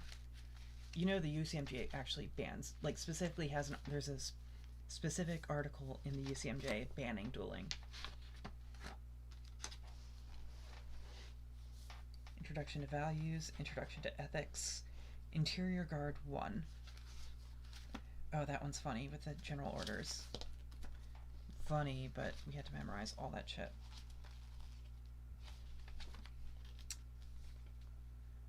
No, it's like General Order 12 or 13. I will walk my post from flank to flank and take no shit from any rank. Yeah, yeah, that's all old stuff. Introduction to Land Warfare.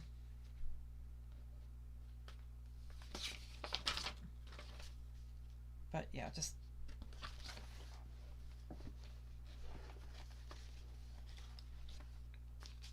it's kind of like absolutely hilarious where it goes from like that to the way things are now. Core beliefs. Core beliefs. Belief system. A set of yeah, the military boot camp way of formatting things is absolutely horrific to read out loud. And like they went out of their way to make it incredibly boring. Well, and okay, they probably didn't go out of their way, it's just the topic is boring. Here, this seems a bit better. No, it's not.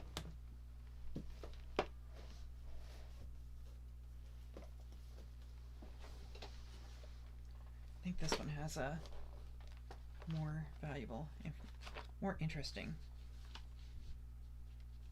United States Marine Corps, SOI East. Table of contents. 0, the rifle combat optic. Intermediate day combat marksmanship. M67. Oh, that one sounds like fun. That's page 177. Might as well add a bit more variety than just reading depressing poetry or fun poetry.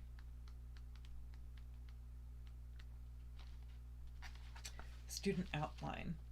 Grenade launcher target engagement.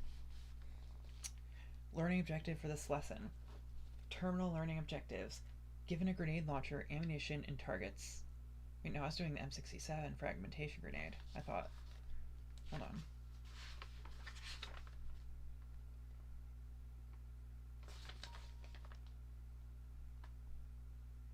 Okay, so apparently there's a publishing error, which I guess sucks for anybody who was in the military over a decade ago. And somebody drew a penis in this. That might have been me. Might not have been. I don't know. It was a while ago. Anybody could have drawn that penis.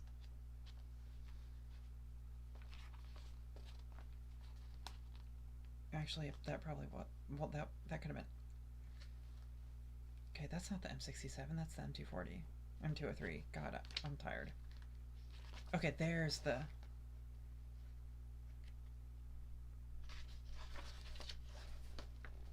Student information.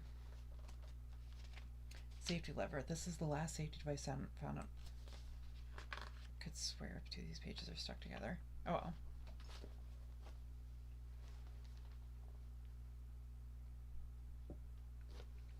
Oh, that's yeah. If you've ever seen a porta shitter in the military, they're all over. Like yeah, that's what everybody draws. Everybody draws.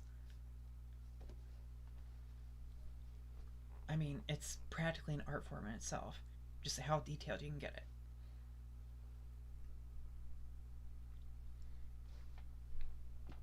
Like opening up a like manual, and there it is. If I look through the drawings in the book that I remember doing, honestly, that's kind of a it's that I might have been the one to draw it, but oh well. Oh, and a little chart explaining. Oh yeah, because they made me help the more retarded people study. And there's a map. Ooh, neat. Oh god, I remember that part of the base was like, yeah, that was like super annoying. Having to do those like having to do those ranges. M203, max range 400 meters, max effective range, point target 150 meters, area target 300 meters, sustained fire 5 to 7 rounds per minute. I guess. Assuming you're manually loading it that fast. Types of rounds: high explosive dual purpose, star cluster. My handwriting's horrible, I can't read that. Trainer practice rounds, tactical CS. Characteristics: breech loading, single shot, lightweight, attached to the M16, pump action, shoulder fired. AT4, M209, M249 saw, max range 3,600 meters, point target 18. What the fuck? That's not right. 800 meters. That's why. That's what I meant. Area 1600. Sustained fire 85 rounds per minute. I can't make out the rest of that. That. Rapid 200 rounds per minute. Cyclic 850. Barrel change every 1 minute. Types of rounds: ball, dummy, tracer, blank. Open ball, belt fed, air cooled, something, something, something. God, feel like I'm reading this. Feels like one step away from describing like 7.62 meter full Crayola jacket.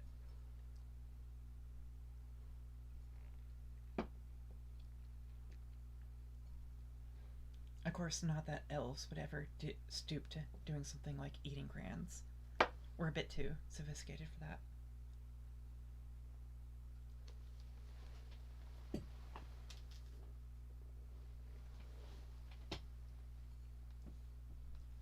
Okay, so voice is starting to go, and I'm starting to run low on brandy. Well, okay, I have a huge bottle of brandy, but I'm not pouring more. So, probably should be ending the stream soon. Well, thanks for listening. Definitely amazed at you for getting to the end of a 3 hours, 15 minutes of me talking to the mic and reading poetry and fairy tales. So, if you haven't subscribed, which I'm assuming the two people here are the people who've subscribed, feel free to subscribe if you want, and you can probably find the social media for this. Actually, no, there's a link to the social media, so if you have a Twitter, be sure to follow it just so I actually get Twitter. Oh, Crayolas are top tier, especially the chocolate flavored ones.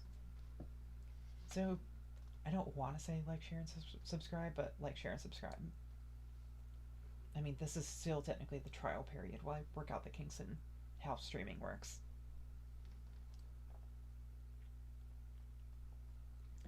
Okay. Well, thanks for listening, and so long. I guess since we already had the whole emo goth thing going, might as well finish off with a so long and good night.